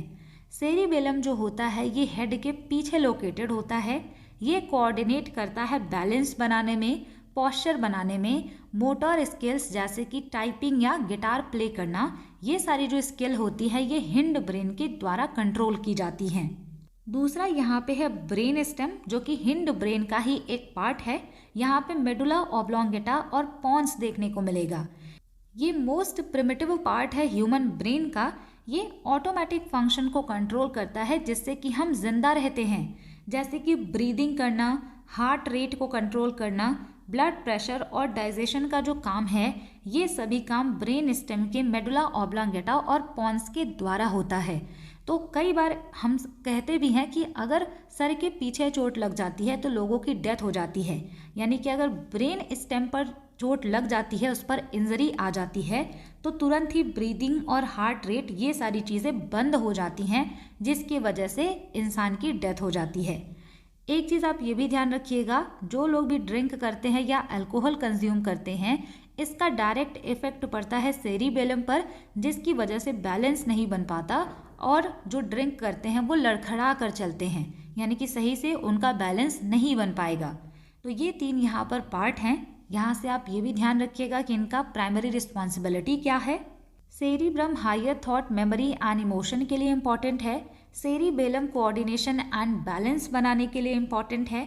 Brain stem vital life function के लिए इम्पॉर्टेंट है, जैसे कि यहाँ पर breathing, heart rate, blood pressure and digestion वगैरह कंट्रोल होता है। हाइपोथैलेमस जो है हार्मोन और इंटरनल बैलेंस बनाने का काम करेगा। एमिगडाला जो होता है ये फियर एंड इमोशन को प्रोसेस करता है। तो ब्रेन में ही कई सारे छोटे छोटे सब पार्ट होते हैं। आपको इतनी चीज़ें एग्जाम पॉइंट ऑफ व्यू से याद रखनी है। अब इसके बाद एक यहाँ पे आता है रिफ्लेक्स एक्शन और एक यहाँ पर होता है रिफ्लेक्स आर्क। रिफ्लेक्स एक्शन क्या है? It is a sudden involuntary response to a stimulus, for example pulling your hand away from a hot plate. अगर गर्म तवे पे आपका हाथ चला जाता है तो आप बहुत ही तेज़ी से अपने हाथ को पीछे खींच लेते हैं। तो इस तरीके का जो इनवॉलेंटरी रिस्पॉन्स होता है, जो अचानक से होता है, इसको हम आसान भाषा में रिफ्लेक्स एक्शन कहते हैं। और ये जिस पाथ से होकर के गुजरता है उसको हम रिफ्लेक्स आर्क पाथ कहते हैं। यहाँ पर आप ये ध्यान दीजिए कि ये जो चीज़ें होती हैं जहाँ पर हमें बहुत जल्दी से रिस्पॉन्स करना होता है, ये ब्रेन के द्वारा कंट्रोल नहीं होता, ये स्पाइनल कॉर्ड के द्वारा सिग्नल आपका जाता है और उसी के द्वारा इसको कंट्रोल किया जाता है। क्योंकि जब तक ब्रेन तक सिग्नल जाएगा, वो सिग्नल को आइडेंटिफाई करेगा और फिर आपको मैसेज भेजेगा कि आपको हाथ हटा लेना चाहिए, तो शायद काफ़ी देर हो जाएगी। तो यहाँ पे जब बहुत ही क्विक रिस्पॉन्स करना होता है तो स्पाइनल कॉर्ड के द्वारा ये एक्शन कंट्रोल किए जाते हैं। तो यहाँ पे इसका जो पाथ है ये कैसे कैसे होगा? रिफ्लेक्स आर्क पाथ जो होता है, यहाँ पर सबसे पहले रिसेप्टर आएगा, फिर सेंसरी न्यूरॉन है, spinal cord, motor neuron and effector. कैसे होता है इसको हम यहाँ पर देखते हैं। मान लीजिए आपने किसी कैंडल के ऊपर अपना जो फिंगर है उसको रख दिया, तो आपका हाथ इससे जल सकता है। तो यहाँ पे जो भी सिग्नल रिसीव करेगा उसको हम रिसेप्टर कहेंगे और ये धीरे धीरे इंफॉर्मेशन जो है वो आगे बढ़ेगा सेंसरी न्यूरॉन्स के ज़रिए, और ये जो सिग्नल होगा ये स्पाइनल कॉर्ड के पास जाएगा, क्योंकि ब्रेन के पास जाएगा तो लेट हो जाएगा। तो यहाँ से जो स्पाइनल कॉर्ड होते हैं, यहाँ से आपको मोटर न्यूरॉन्स देखने को मिलेंगे। ये मसल के पास आते हैं और बोलते हैं कि जल्दी से कॉन्ट्रैक्ट हो जाओ, जिससे कि ये हाथ पीछे खींच लिया जाए। तो इस तरीके से रिसेप्टर यहाँ पे है, फिर sensory neuron, spinal cord, motor neuron. तो इन्होंने यहाँ पे ये जो रास्ता बनाया है इसी को रिफ्लेक्स आर्क पाथ कहते हैं। ये कंट्रोल किया जाता है स्पाइनल कॉर्ड के द्वारा, ब्रेन के द्वारा ये कंट्रोल नहीं होगा। तो यहाँ पे देखिए हमने ह्यूमन ब्रेन से रिलेटेड चीज़ों को डिस्कस किया है। आप यहाँ से इम्पॉर्टेंट फैक्ट्स भी जान लीजिए कि फास्टेस्ट जो इम्पल्स होता है ये नर्व इम्पल्स होता है, जो कि 120 मीटर पर सेकेंड ट्रेवल करता है। Longest cell in human body अगर पूछा जाए तो न्यूरॉन होता है, ऑलरेडी एग्जाम में पूछा हुआ है। Average adult human brain weight की बात करेंगे तो 1.3 से लेकर के 1.4 kg तक ये हो जाएगा। EEG की बात करें तो ये होता है इलेक्ट्रोइंसेफेलोग्राम। ये एक टेस्ट होता है जहाँ पर ब्रेन की एक्टिविटी, जो इलेक्ट्रिकल एक्टिविटी होती है, उसको रिकॉर्ड करते हैं। सोडियम और पोटेशियम आयन की बात करेंगे तो ये ऐसे आयन होते हैं जो कि नर्व इम्पल्स के कंडक्शन के लिए बहुत इंपॉर्टेंट होते हैं। और एक चीज़ मैं आपको बताऊं, जो अल्बर्ट आइंस्टीन थे उनके ब्रेन में सोडियम सेल्स की संख्या ज़्यादा थी। नेक्स्ट यहाँ पे कुछ कॉमन डिजीज़ है जो कि ब्रेन से रिलेटेड है। अल्जाइमर डिजीज़ की बात करेंगे तो ये जो होता है, न्यूरॉन यहाँ पे डीजेनरेट होने लगते हैं, जिससे कि मेमोरी लॉस यहाँ पर शुरू हो जाता है। इसको अल्जाइमर डिजीज़ कहते हैं। पार्किंसंस डिजीज़ की बात करें तो यहाँ पे डोपामिन की कमी होने की वजह से मूवमेंट अफेक्ट होने लगता है। मेनिंजाइटिस जो है, जिस मेम्ब्रेन में हमारा ब्रेन होता है, जो कि ब्रेन को प्रोटेक्ट करता है, इसमें अगर इन्फ्लेमेशन यानी कि सूजन हो जाता है तो उसको मेनिंजाइटिस कहते हैं। अब हम नेक्स्ट क्वेश्चन पर मूव करेंगे। क्वेश्चन नंबर 14 है यहाँ पर, which of the following statements regarding the constitutional responsibility of the council of ministers is और करेक्ट। मंत्रिपरिषद के संवैधानिक उत्तरदायित्व के संबंध में निम्नलिखित में कौन सा कथन सही है? पहला स्टेटमेंट दिया गया है, the union council of minister is collectively accountable to the Lok Sabha. Union council of minister collectively responsible होते हैं लोकसभा के प्रति। दूसरा यहाँ पे है, in state with bicameral legislature the state council of minister is collectively responsible to the legislative council. अगर कोई स्टेट है जहाँ पर बाई कैमरल लेजिस्लेचर है तो इसमें जो काउंसिल ऑफ मिनिस्टर है ये कलेक्टिवली रिस्पॉन्सिबल होते हैं लेजिस्लेटिव काउंसिल के प्रति। तो यहाँ पर जो पहला स्टेटमेंट है केवल वही यहाँ पे सही है। यूनियन के जो काउंसिल ऑफ मिनिस्टर हैं ये कलेक्टिवली लोकसभा के प्रति रिस्पॉन्सिबल होते हैं, लेकिन जो स्टेट है वहाँ का council of minister legislative assembly के प्रति कलेक्टिवली यहाँ पर रिस्पॉन्सिबल होंगे। तो यहाँ पे काउंसिल नहीं, लेजिस्लेटिव असेंबली होगा। अगला क्वेश्चन है यहाँ पर, which of the following statements is और आर करेक्ट। यहाँ पे गवर्नर के बारे में स्टेटमेंट दिया हुआ है, तो इसको हम पढ़ेंगे और सही स्टेटमेंट यहाँ पर बताना है। पहला स्टेटमेंट है, the governor's discretionary power to recommend president's rule is mentioned in article 356 clause 1। Governor का जो डिस्क्रिशनरी पावर है राष्ट्रपति शासन लगाने के लिए, वो अनुच्छेद 356(1) में दिया गया है। दूसरे स्टेटमेंट में लिखा हुआ है, the 41st constitutional amendment curtailed the governor's term from 5 years to 4 years। 41st constitutional amendment के द्वारा गवर्नर का जो टर्म है वो 5 ईयर्स से 4 ईयर्स कर दिया गया। तीसरे में कह रहे हैं, the Sarkaria commission advised that governor should not be removed before completing their term unless in rare and compelling circumstances. Sarkaria commission ने ये एडवाइस दिया कि गवर्नर को उनका टर्म कंप्लीट होने से पहले हटाना नहीं चाहिए। अगर कोई रेयर और ऐसा सर्कमस्टांसेस है जहां पर रिमूव करना है तो वहां पर कर सकते हैं, लेकिन जनरली नहीं हटाना चाहिए। तो यहाँ पर राइट आंसर हो जाएगा ऑप्शन बी। केवल पहला और तीसरा स्टेटमेंट यहाँ पर करेक्ट है। ये जो टर्म वाला दिया गया है ये बिल्कुल गलत है, ऐसा नहीं किया गया था। तो option B is the right answer. Question number 16 है, the least distance of distinct vision for a normal human eye is approximately. सामान्य मानव आंख के लिए स्पष्ट दृष्टि की न्यूनतम दूरी लगभग कितनी होती है। तो ये राइट आंसर है option B 25 centimetre. Human eye हमने रिसेंटली पढ़ा है फिजिक्स में, जहाँ पर हमने लाइट चैप्टर किया है, वहाँ पर कंप्लीट चीज़ें की हैं।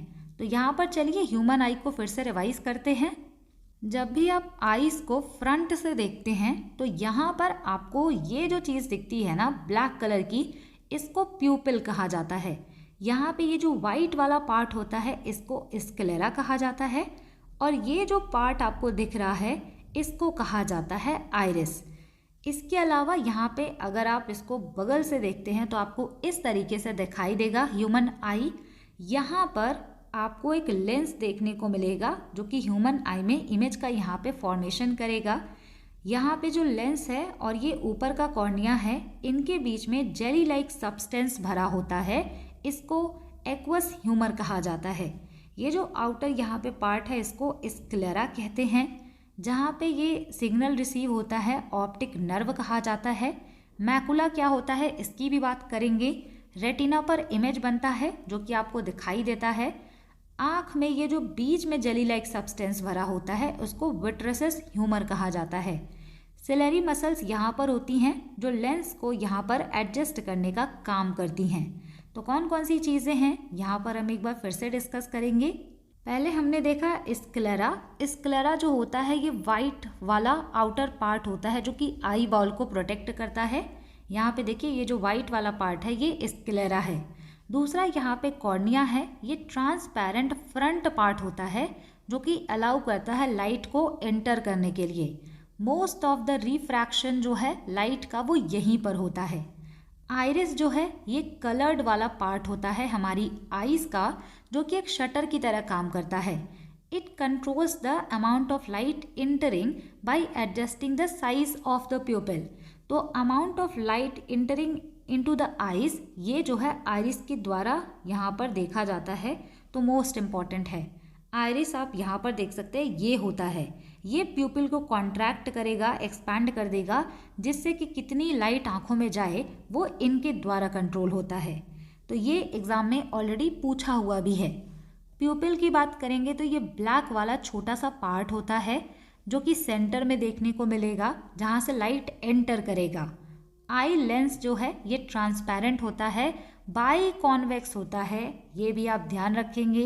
ये जेली लाइक मटेरियल का बना होता है और यहाँ पे फोकल लेंथ को एडजस्ट किया जाता है।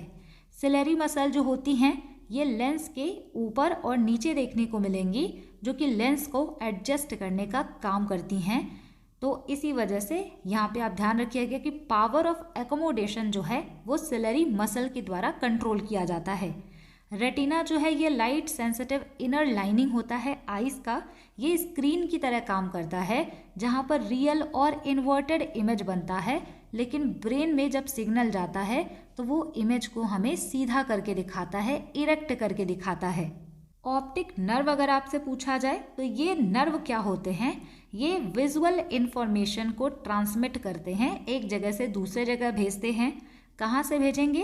तो ये रेटिना से ब्रेन के पास में सिग्नल को भेजते हैं इलेक्ट्रिक इम्पल्स के फॉर्म में, जिससे कि चीज़ें हमें दिखाई देती हैं। तो यहाँ पे जब आप देखेंगे तो आपको चीज़ें अच्छे से क्लियर हो जाएंगी। नेक्स्ट यहाँ पे हम बात करेंगे कि इम्पॉर्टेंट सेल कौन कौन से हैं हमारी आइज़ में। तो एक हमें देखने को मिलेगा रॉड सेल, जो कि लो लाइट में सेंसिटिव होगा, यानी कि डिम लाइट विजन में रॉड सेल का काम आता है।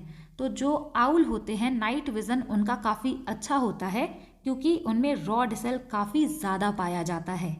कोन सेल जो होता है ये ब्राइट लाइट में सेंसिटिव होता है और ये कलर विज़न के लिए रिस्पॉन्सिबल होता है। विट्रिसेस ह्यूमर हमने बात किया, ये जेली लाइक सब्सटेंस होता है लेंस और रेटिना के बीच में। यहाँ पे आप देखिए ये है लेंस और यहाँ पे है रेटिना, इसके बीच में ये जो जेली लाइक सब्सटेंस है ये विट्रिसेस ह्यूमर होता है। नेक्स्ट यहाँ पे येलो स्पॉट यानी कि मैकुला की बात करेंगे तो ये ऐसा एरिया होता है जहाँ पर हाईएस्ट विजुअल एक्विटी होता है, यानी कि शार्पेस्ट विजन अगर कहीं रेटिना पे बनता है तो वो येलो स्पॉट यानी कि मैकुला पर बनेगा। अब मैकुला कहाँ है? यहाँ पे भी आप देखिए ये है मैकुला, तो ये रेटिना पर ही है लेकिन यहाँ पर शार्पेस्ट विजन देखने को मिलेगा। इसके अलावा एक यहाँ पर होता है ब्लाइंड स्पॉट। ब्लाइंड स्पॉट भी आप ध्यान रख सकते हैं, ये ऐसा पॉइंट होता है जहाँ पर ऑप्टिक नर्व आइस को लीव कर देती हैं, छोड़ देती हैं। यहाँ पे ना ही रॉड सेल होगा ना ही कोन सेल होगा, तो यहाँ पर इमेज नहीं बनता, इस वजह से इसको ब्लाइंड स्पॉट कहते हैं। तो ये तो आपको याद रह जाएगा, लेकिन आप ये याद रखिएगा येलो स्पॉट। यहाँ से अब हम कॉमन आई डिफेक्ट की बात करेंगे कि कौन कौन से आइज़ में डिफेक्ट होते हैं और उसको करेक्ट करने के लिए कौन सा लेंस यूज़ किया जाता है। तो मायोपिया जो होता है इसको नियर साइटेडनेस कहते हैं। यहाँ पे जब भी किसी को मायोपिया होता है, यहाँ पर जो नज़दीक की चीज़ें होती हैं, पास की चीज़ें होती हैं, वो बहुत क्लियर तरीके से दिखाई देती हैं। जो दूर की चीज़ें होती हैं वो ब्लरी दिखाई देती हैं। अब आप सोचेंगे कि इसका नाम नियर साइटेडनेस है, लेकिन यहाँ पे पास की चीज़ें तो दिख रही हैं। तो इसका जो नाम है वो इस वजह से रखा गया है कि जो इमेज होता है ना वो रेटिना के पहले बन जाता है, यानी कि आइस के लेंस के पास में बन जाता है। तो यहाँ से इसका नाम निकल के आया है नियर साइटेडनेस। इसको मायोपिया कहते हैं। तो यहाँ पे नियर साइटेडनेस है तो नियर की चीज़ें बहुत ही क्लियर दिखेंगी, जो दूर की चीज़ें हैं वो ब्लरी दिखेंगी। अगर आपको इसको करेक्ट करना है तो कॉनकेव लेंस का यूज़ करना पड़ेगा। अगर इसके पीछे का रीज़न पूछा जाए कि ऐसा क्यों होता है, तो यहाँ पे आइज़ अगर काफ़ी लॉन्ग हो जाएं, यानी कि मान लीजिए आपका जो आइज़ का साइज़ था वो इतना था और वो इतना हो जाता है, तो अब भी जो रेटिना है वो आइज़ को लगेगा कि यहीं पर है, तो यहीं पर इमेज बन जाएगा, जबकि रेटिना यहाँ पर जा चुका है। तो जब आइज़ लॉन्ग हो जाए या फिर लेंस जो है वो काफ़ी ज़्यादा कर्व हो जाता है, तब नियर साइटेडनेस हो जाता है। दूसरा यहाँ पे है हाइपरमेट्रोपिया यानी कि फार साइटेडनेस। यहाँ पर दूर की चीज़ें क्लियर दिखेंगी लेकिन पास की चीज़ें क्लियर नहीं दिखती हैं। तो इसका नाम फार साइटेडनेस क्यों है? तो इसका नाम फार साइटेडनेस इस वजह से है क्योंकि इसमें इमेज रेटिना पे नहीं बनता, आइज़ के लेंस से बहुत ही फार यानी कि दूर बनता है। तो इसी को फार साइटेडनेस कह देते हैं। अगर इसको सही करना है तो लाइट को यहाँ पर बेंड कराना होगा, तो इसके लिए कॉन्वेक्स लेंस का यूज़ करते हैं। प्रेस बायोपिया में जो लेंस का एकोमोडेशन पावर होता है वो एज होने के साथ साथ में धीरे धीरे कम होने लगता है, तो इसको सही करने के लिए बाईफोकल लेंस का यूज़ किया जाता है। एस्टिग्मेटिज्म जो है, यहाँ पर कॉर्निया या लेंस जो है इरेगुलर तरीके से कर्व हो जाता है, इसको सही करने के लिए सिलेंड्रिकल लेंस का यूज़ करते हैं। कैटरैक्ट जो है इसको हिंदी में मोतियाबिंद कहते हैं। यहाँ पर लेंस जो है वो क्लाउडी हो जाता है, जिसकी वजह से काफ़ी ब्लरी विज़न दिखाई देगा। तो यहाँ पे सर्जरी या आर्टिफिशियल लेंस लगाने के बाद ही ये सही होगा। तो ये कुछ कॉमन आई डिफेक्ट होते हैं। अगर हम कुछ इंपॉर्टेंट फैक्ट की बात करें तो ये देखिए क्वेश्चन पूछा हुआ है, least distance of A distinct vision, यानी कम से कम कितनी दूरी तक आप क्लियर देख सकते हैं। तो ये नॉर्मल अडल्ट आइज के लिए 25 सेंटीमीटर है। परसिस्टेंस ऑफ विजन की बात करें तो जो इमेज होता है वो रेटिना पर 1/16 ऑफ अ सेकेंड के लिए रहता है। विटामिन ए जो है ये इसेंशियल होता है हेल्दी आइज के लिए। अगर इसकी डिफिशियंसी यानी कि कमी हो जाती है तो नाइट ब्लाइंडनेस हो जाता है, नाइक्टोलोपिया कहते हैं। आई डोनेशन में कॉर्निया ही केवल ट्रांसप्लांट किया जाता है, इसी को केवल डोनेट किया जाता है, ऑलरेडी पूछा हुआ है। अगर आपसे पूछा जाए कि आइज का जो लेंस है उसका रिफ्रैक्टिव इंडेक्स कितना होता है तो वो होगा 1.4। रिफ्रैक्टिव इंडेक्स यानी कि ये लाइट को कितना ज़्यादा बेंड करा पाते हैं, कितना झुका पाते हैं। यहाँ पर ह्यूमन आई भी रिवाइज हो गया। अब हम अगले क्वेश्चन पर चलते हैं। What is the maximum detention period a magistrate can authorise under Bharatiya Nagarik Suraksha Sanhita 2023 for offences punishable with less than 10 years before default bail applies. Bharatiya Nagarik Suraksha Sanhita 2023 के तहत मैजिस्ट्रेट 10 वर्ष से कम की सजा वाले अपराधों के लिए डिफॉल्ट जमानत लागू होने से पहले अधिकतम कितनी हिरासत अवधि अधिकृत कर सकता है, यानी कि लेस देन 10 ईयर्स वाला जो क्राइम है इसमें डिटेंशन पीरियड मैक्सिमम कितना होगा। तो राइट आंसर यहाँ पे हो जाएगा ऑप्शन सी, 60 डेज का यहाँ पर मैक्सिमम पीरियड हो सकता है। क्वेश्चन नंबर 18 यहाँ पर है, असर्शन और रीजन दिया गया है, पढ़ करके आपको करेक्ट वाला आंसर बताना है। असर्शन में लिखा है, स्वामित्व scheme provides property card using drone technology. स्वामित्व योजना ड्रोन तकनीक का उपयोग करके संपत्ति कार्ड प्रोवाइड करती है। रीजन में कह रहे हैं it covers rural and urban areas, ये ग्रामीण और शहरी दोनों क्षेत्रों को कवर करता है। तो यहाँ पर राइट आंसर हो जाएगा ऑप्शन सी। यहाँ पे असर्शन सही दिया हुआ है लेकिन रीज़न गलत है, ये दोनों एरियाज को कवर नहीं करता।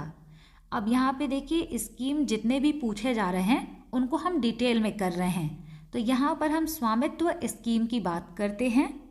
इसका फुल फॉर्म है survey of villages and mapping with improvised technology in village areas. तो विलेज एरियाज में विलेजेस का सर्वे और मैपिंग होगा इम्प्रूव्ड टेक्नोलॉजी के साथ में, उसके द्वारा ही प्रॉपर्टी कार्ड दिए जाएंगे। तो इसका फुल फॉर्म यहाँ से आपने देख लिया। अगर आपसे पूछा जाए कि कब लॉन्च हुआ था तो ये नेशनल पंचायती राज डे के दिन में लॉन्च हुआ था 24 अप्रैल 2020 को। ये सेंट्रल सेक्टर की स्कीम है। इसका मतलब है कि 100% जो फंड आएगा वो यूनियन गवर्नमेंट के द्वारा दिया जाएगा। सेंट्रली स्पॉन्सर्ड में क्या होता है, फंड शेयर किया जाता है सेंट्रल गवर्नमेंट और स्टेट गवर्नमेंट के बीच में। नोडल मिनिस्ट्री यहाँ पे मिनिस्ट्री ऑफ पंचायती राज यहाँ पे काम करेगा। टेक्नोलॉजी के लिए इन्होंने पार्टनर किया है सर्वे ऑफ इंडिया के साथ में। टारगेट यहाँ पर बोला गया है कि अप्रॉक्सीमेटली 6.62 लाख विलेजेस को अक्रॉस इंडिया कवर करेंगे 2020 से लेके 2025 के बीच में। तो ये विलेजेस के लिए है और रीजन में दिया गया था कि ये रूरल और अर्बन दोनों के लिए है। तो ये रूरल के लिए है, अर्बन के लिए नहीं है। अब यहाँ से हम इसकी ऑब्जेक्टिव की बात करें। पहला ऑब्जेक्टिव है फाइनेंशियल स्टेबिलिटी। यहाँ पे गांवों के जो सिटीजन होते हैं ये अपने प्रॉपर्टी कार्ड को as a financial asset use कर पाएंगे, जिसको कि हम कोलेट्रल कहते हैं। जब भी आप बैंक जाते हैं लोन लेने, जो चीज़ें आप गिरवी रखते हैं तो उसको हम कोलेट्रल कहते हैं। दूसरा यहाँ पे लीगल ओनरशिप। अगर यहाँ पे लोगों को प्रॉपर्टी कार्ड मिलेंगे तो उनका उस लैंड पर ओनरशिप जो है वो लीगल तौर पर रिप्रेजेंट हो जाएगा। Providing a record of right to a village household owners through property card, यानी कि प्रॉपर्टी कार्ड होगा तो लीगल ओनरशिप की समस्या यहाँ पर नहीं आएगी। रिड्यूस्ड डिस्प्यूट, प्रॉपर्टी या फिर लैंड को लेके विलेज एरिया में काफ़ी ज़्यादा कॉन्फ्लिक्ट देखने को मिलता है। तो जब यहाँ पे प्रिसाइज मैपिंग होगा तो ये जो डिस्प्यूट होते हैं प्रॉपर्टी से रिलेटेड, ये विलेज में काफ़ी कम देखने को मिलेंगे। ग्राम पंचायत डेवलपमेंट यहाँ पर होगा। बेटर क्वालिटी के ग्राम पंचायत डेवलपमेंट प्लान को यहाँ पर सपोर्ट किया जाएगा GIS मैप्स का यूज़ करते हुए। एक्यूरेट लैंड रिकॉर्ड रखने में हेल्प होगी, इससे रिलायबल मैप क्रिएट किया जाएगा। रूरल प्लानिंग और वहाँ पे प्रॉपर्टी टैक्स को कैसे डिटरमाइन करना है, ये सारी चीज़ें काफ़ी एक्यूरेट तरीके से की जाएंगी। ये इसका कोर ऑब्जेक्टिव है।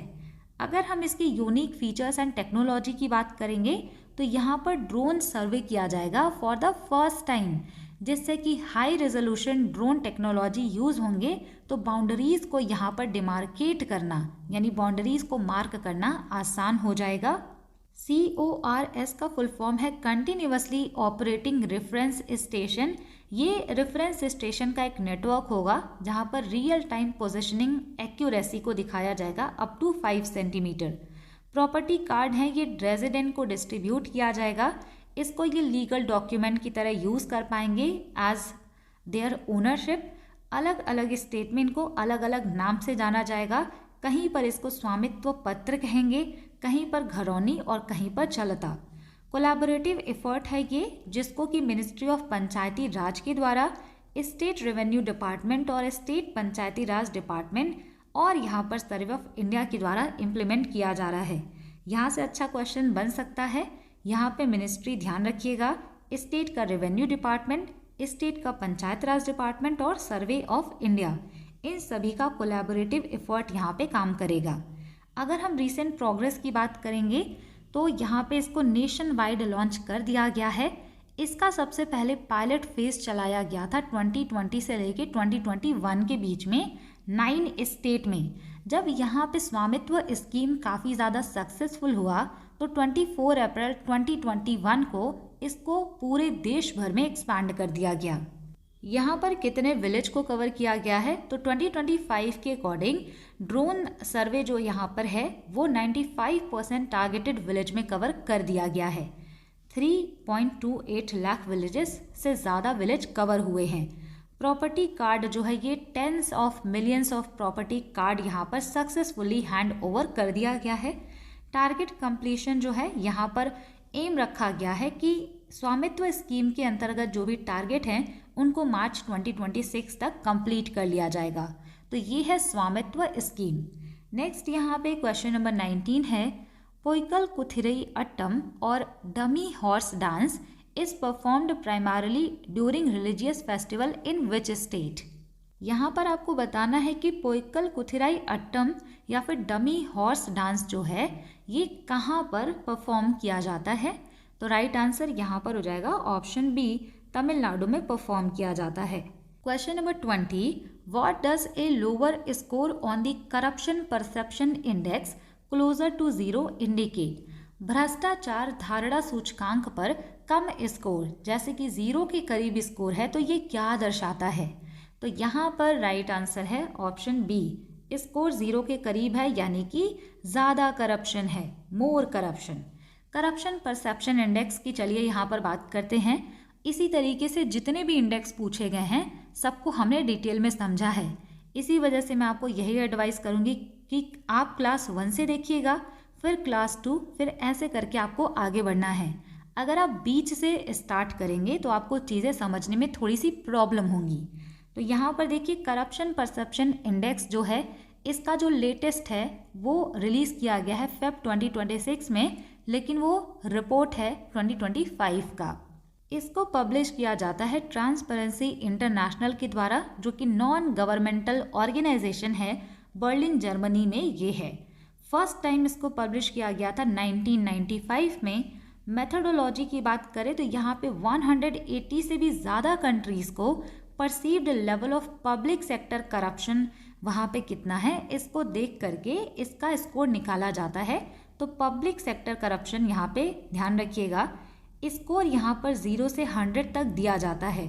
अगर स्कोर 0 है तो हाईली करप्ट वो कंट्री है, अगर स्कोर 100 है तो वो वेरी क्लीन यानी कि वहाँ पर करप्शन 0% है।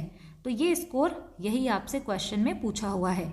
यहाँ पर अगर हम 2025 का जो इंडेक्स आया इसमें इंडिया की परफॉर्मेंस की बात करेंगे तो इंडिया का रैंक 182 कंट्रीज़ में से 91 आया है। इंडिया का स्कोर 39 है, यानी कि यहाँ पर करप्शन है और काफ़ी ज़्यादा ही है। प्रीवियस ईयर की बात करेंगे 2024 में इंडिया का रैंक 96 था, स्कोर यहाँ पर 38 था। ग्लोबल रैंकिंग की बात करेंगे तो सबसे कम करप्शन देखने को मिला है डेनमार्क में, तो ये रैंक नंबर 1 पर है, स्कोर इनका 89 है। सेकेंड नंबर पर फिनलैंड है, तीसरे नंबर पर यहाँ पर सिंगापुर है, DFS करके आप याद रख सकते हैं। और वैसे भी डेनमार्क, सिंगापुर ये सभी टॉप कंट्रीज़ में रहते हैं बहुत सारे इंडेक्सेस में। ग्लोबल एवरेज यानी कि पूरे वर्ल्ड का इस इंडेक्स में एवरेज स्कोर क्या रहा है, तो 43 तक रहा है। नेबरिंग कंट्रीज़ का भी रैंक पूछ लिया जाता है एग्ज़ाम में।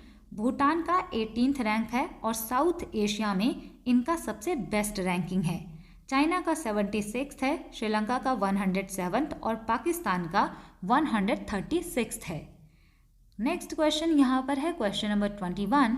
विच of the following pairs correctly represents agro based industries.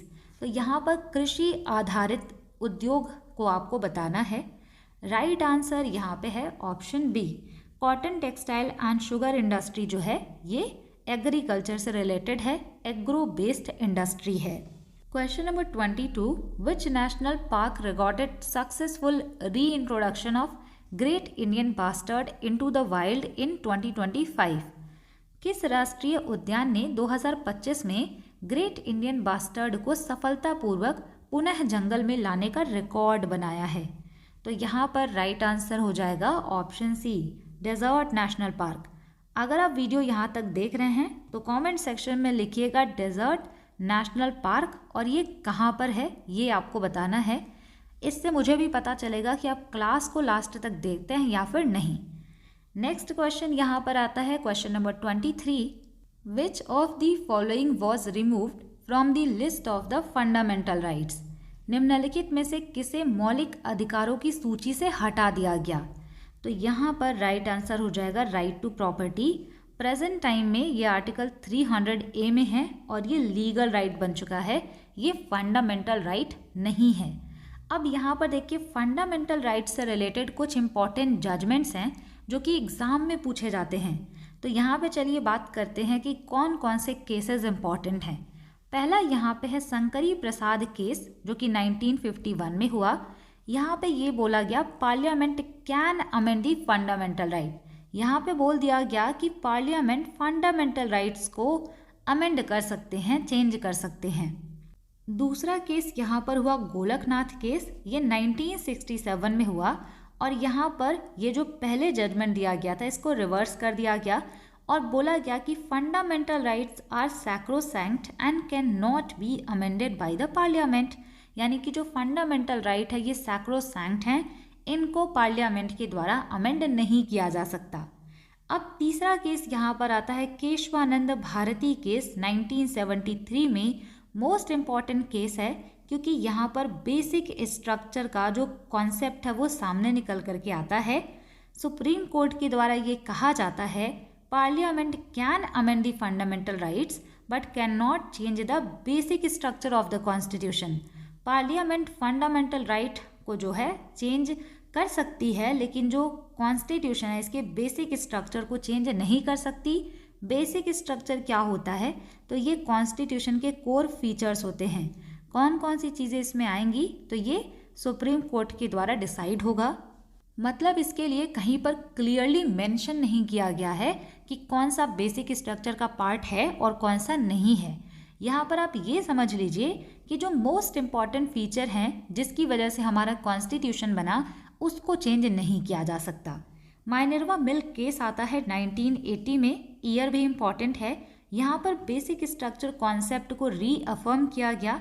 यहाँ पर बैलेंस बनाया गया between the fundamental right and DPSP and ये मोस्ट इम्पॉर्टेंट है।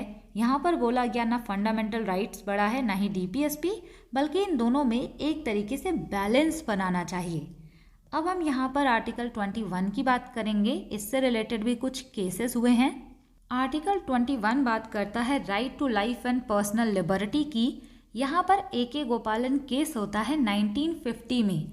सुप्रीम कोर्ट के द्वारा यहाँ पर आर्टिकल 21 का नैरो व्यू लिया जाता है और कहा जाता है कि आर्टिकल 21 आर्बिट्ररी एग्जीक्यूटिव एक्शन जो लिया जाता है इसके खिलाफ आपको प्रोटेक्ट करता है, लेजिस्लेटिव एक्शन जो लिए जाते हैं उसके खिलाफ प्रोटेक्ट नहीं करता। और इसी के आगे मेनका गांधी केस आता है 1978 में, जब इनका पासपोर्ट सीज कर लिया जाता है। तो यहाँ पर सुप्रीम कोर्ट यू टर्न लेते हुए ये कहता है कि पर्सनल लिबर्टी बहुत ही ब्रॉड होता है। कोई भी ऐसा लॉ जो कि आपकी पर्सनल लिबर्टी को वायलेट कर रहा है तो उसको जस्ट फेयर एंड रीजनेबल होना होगा, यानी कि जब वो law just fair and reasonable होगा तभी वो लागू होगा, अदरवाइज वो लागू नहीं हो पाएगा। तो यहाँ पे आर्टिकल 21 का नैरो व्यू लिया गया था और यहाँ पर इसका ब्रॉड व्यू लिया गया था। ये भी एग्जाम का क्वेश्चन है। केएस पुट्टास्वामी केस 2017 में आया। यहाँ पर राइट टू प्राइवेसी को एज अ फंडामेंटल राइट बना दिया गया आर्टिकल 21 में। और अभी रिसेंट में भी कुछ चीज़ें यहाँ पर ऐड हुई हैं, करंट अफेयर्स में उसको हम डील करेंगे। नेक्स्ट यहाँ पे आर्टिकल 14, 15 एंड 16 से रिलेटेड केसेस भी हुए हैं, जहाँ पर इक्वालिटी बिफोर लॉ है। आर्टिकल 15 बात करता है कि डिस्क्रिमिनेशन नहीं करना है ऑन सर्टेन ग्राउंड। आर्टिकल 16 बात करता है कि पब्लिक एम्प्लॉयमेंट में इक्वल अपॉर्चुनिटी होनी चाहिए। यहाँ पर केस आता है इंदिरा साहनी केस 1992 में। इसको मंडल कमीशन केस के नाम से भी जानते हैं। यहाँ पर ओबीसी का जो 27% रिजर्वेशन है उसको अपहेल्ड किया गया, लेकिन ये भी बोला गया कि 50% तक का लिमिट होगा, यानी कि टोटल रिजर्वेशन इससे ज़्यादा नहीं दिया जा सकता। और इसी के द्वारा क्रीमी लेयर का जो कॉन्सेप्ट है ओबीसी यानी कि अदर बैकवर्ड क्लासेस में, इसको भी लाया गया। Vishakha versus state of Rajasthan case 1997 में हुआ था एंड ये फोकस करता है आर्टिकल 14, 19 एंड 21 पर। इसी के द्वारा विशाखा गाइडलाइन इशू किया गया था, जिससे कि जो भी विमेन काम करती हैं किसी भी वर्क प्लेस पर उनका सेक्सुअल हरासमेंट ना हो। तो ये ऑलरेडी एग्जाम में पूछा हुआ है कि किस ईयर में हुआ, तो 1997 में हुआ।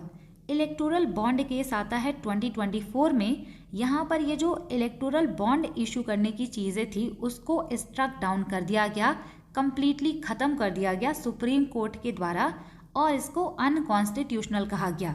यहाँ पर ये बोला गया था कि ये जो इलेक्टोरल बॉन्ड केस होता है, जहाँ पर इलेक्टोरल बॉन्ड इशू करके पैसे लिए जाते हैं, तो ये राइट टू इन्फॉर्मेशन आर्टिकल 19 को वॉयलेट करते हैं, तो इस वजह से इसको स्ट्रक डाउन किया गया। इसके बाद यहाँ पर सीता सोरेन केस होता है 2024 में। यहाँ पर बोला गया कि MP MLA do not have immunity from prosecution for taking bribe to vote और स्पीक इन द हाउस।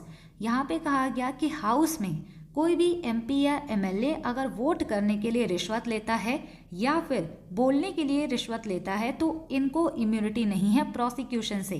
तो ये इम्पॉर्टेंट है।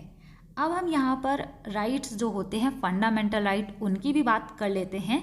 डिटेल में हम इसको पॉलिटी में रिवाइज करेंगे, लेकिन यहाँ से अगर आप देखेंगे तो चीज़ें थोड़ा बहुत आपको रिटेन रहेंगी। फंडामेंटल राइट पार्ट 3 में आता है, आर्टिकल 12 से लेके आर्टिकल 35 तक। इसको कहा जाता है Magna carta of the Indian constitution. Article 12 जहाँ से ये फंडामेंटल राइट स्टार्ट होते हैं, यहाँ पर स्टेट का डेफिनेशन दिया गया है। अब स्टेट का मतलब राज्य नहीं है, स्टेट का मतलब होता है सेंट्रल गवर्नमेंट जो है उनकी एजेंसीज। इसके अलावा यहाँ पे जो स्टेट एग्जीक्यूटिव गवर्नमेंट होती है उनकी एजेंसीज, अदर जो भी चीज़ें बनाई गई हैं गवर्नमेंट के द्वारा, तो वो सारी चीज़ें यहाँ पर स्टेट कहलाती हैं। यहाँ पर जो आर्टिकल 13 है, यहाँ पे एग्ज़ाम में पूछा हुआ है। आर्टिकल 13 ये कहता है कि अगर कोई भी ऐसा लॉ बनाया गया है जो कि फंडामेंटल राइट्स को वायलेट करते हैं, तो इस लॉ को नल एंड वॉयड डिक्लेयर कर दिया जाएगा, यानी कि ये लॉ वैलिड ही नहीं होगा। यहाँ पर आर्टिकल 14 से 18 तक जो आर्टिकल हैं वो राइट टू इक्वलिटी यानी कि समानता के अधिकार की बात करते हैं, जहाँ पर आर्टिकल 14 ये कहता है कि इक्वलिटी बिफोर लॉ होना चाहिए, कानून की नज़र में सब समान होने चाहिए।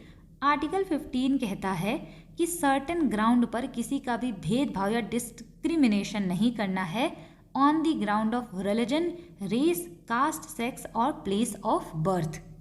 आर्टिकल 16 बात करता है equality of opportunity in matter of public employment, यानी कि सरकारी जो एम्प्लॉयमेंट है वहाँ पर सबको इक्वल अपॉर्चुनिटी मिलनी चाहिए। आर्टिकल 17 कहता है एबॉलिशन ऑफ अनटचेबिलिटी, यानी कि अस्पृश्यता का अंत होना चाहिए। आर्टिकल 18 बात करता है एबॉलिशन ऑफ टाइटल्स की। नेक्स्ट यहाँ पे राइट टू फ्रीडम आता है, यानी कि स्वतंत्रता का अधिकार, जो कि आपको आर्टिकल 19 से आर्टिकल 22 तक देखने को मिलेगा।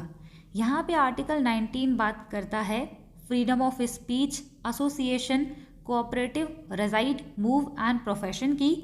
आर्टिकल 20 जो है यहाँ पे protection in respect of conviction for offences, इसकी बात की जाती है।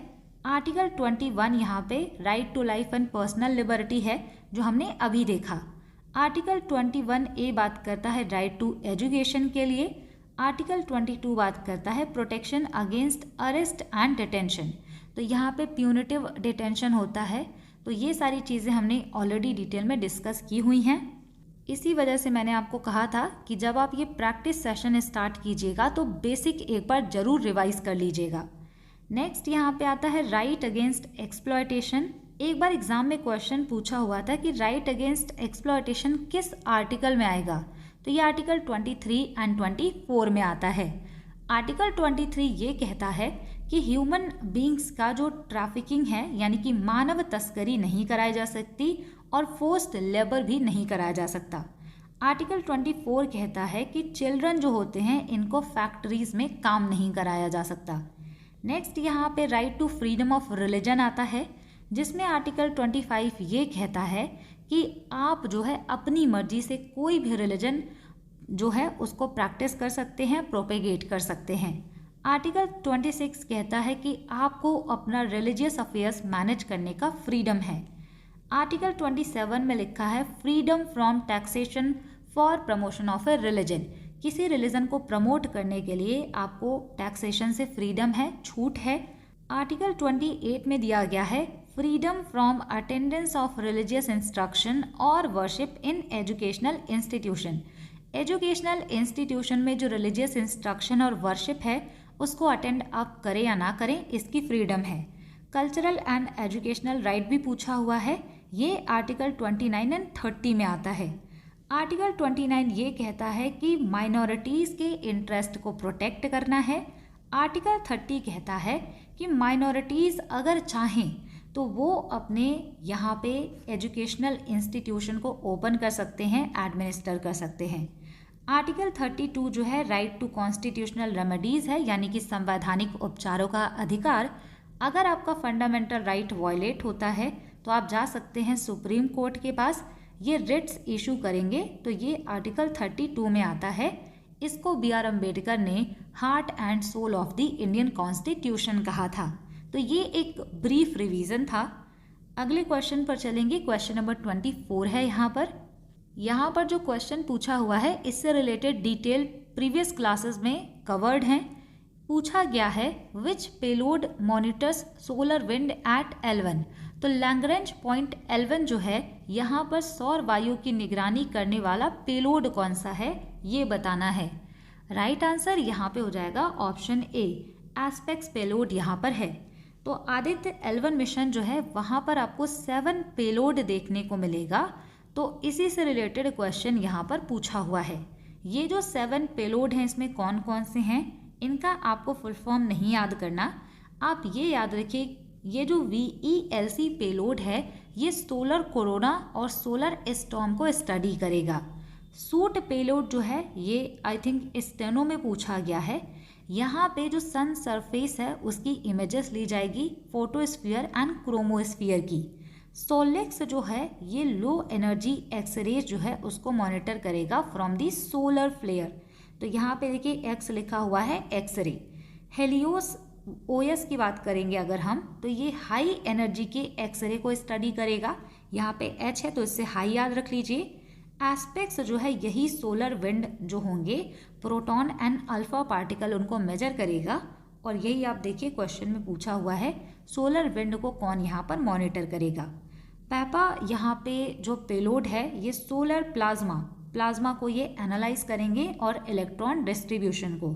मैग यहाँ पे जो पेलोड है ये मैग्नेटिक फील्ड को L1 पॉइंट पर मेजर करेंगे। नेक्स्ट यहाँ पे क्वेश्चन है 25 और इसके बाद हम करंट अफेयर्स रिवाइज करेंगे। यहाँ पर कह रहे हैं consider the following statement. Statement पढ़ना है और सही वाला ऑप्शन बताना है। पहले स्टेटमेंट में लिखा हुआ है Indian federalism is biased toward the centre. देखिए फेडरेशन का मतलब होता है जहाँ पर सेंटर और स्टेट के बीच में पावर शेयर हो, यानी कि दोनों यहाँ पे चीज़ों को देखें। लेकिन इंडिया का जो फेडरलिज्म है ये क्वासी फेडरल या फिर आप कह सकते हैं हाफ फेडरल है, क्योंकि कहीं ना कहीं सेंटर स्ट्रांग होता हुआ दिखाई देता है। तो पहले स्टेटमेंट में वही कह रहे हैं कि इंडियन फेडरलिज्म जो है ये केंद्र के प्रति थोड़ा सा पार्शियल है, बायस्ड है। दूसरे में कह रहे हैं the constitution uses the word federal explicitly. यहाँ पे कह रहे हैं कि संविधान में फेडरल शब्द का यूज स्पष्ट तरीके से किया गया है। तो राइट आंसर यहाँ पे हो जाएगा ऑप्शन ए। पहला वाला बिल्कुल सही है कि हमारे यहाँ जो फेडरेशन है ये सेंटर में आपको स्ट्रांग देखने को मिलेगा, लेकिन कॉन्स्टिट्यूशन में फेडरल वर्ड का यूज नहीं किया गया है। तो option A is the right answer.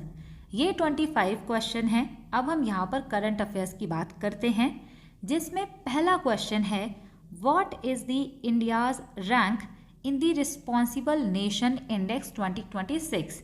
तो रिस्पॉन्सिबल नेशन इंडेक्स रिलीज किया गया वर्ल्ड इंटेलेक्चुअल फाउंडेशन के द्वारा, जो कि न्यू दिल्ली बेस्ड एक थिंक टैंक है। तो इसमें इंडिया का रैंक आया है 16th। स्कोर पूछा जाएगा तो 154 कंट्रीज़ को कंसीडर किया गया, जिसमें इंडिया का स्कोर है 0.5515। तो यहाँ पे 0.55 भी आप याद रख लीजिएगा। इंडिकेटर्स पूछा जाए कि कौन कौन से यहाँ पे इंडिकेटर यूज़ किए गए, तो ethical governance, environmental responsibility, global accountability and social welfare, यहाँ पर 4 इंडिकेटर्स यूज़ किए गए हैं। कंपैरिजन अगर हम करेंगे तो यूएसए का 66 नंबर है, चाइना का 68, पाकिस्तान का 90th। फर्स्ट नंबर पे सबसे रिस्पॉन्सिबल यहाँ पे कंट्री है सिंगापुर, सेकेंड स्विट्जरलैंड और थर्ड यहाँ पे डेनमार्क है। सेकेंड क्वेश्चन है in which state has India's first private satellite manufacturing facility been established. India का पहला प्राइवेट सैटेलाइट मैन्युफैक्चरिंग फैसिलिटी कहाँ पर इस्टेब्लिश किया गया?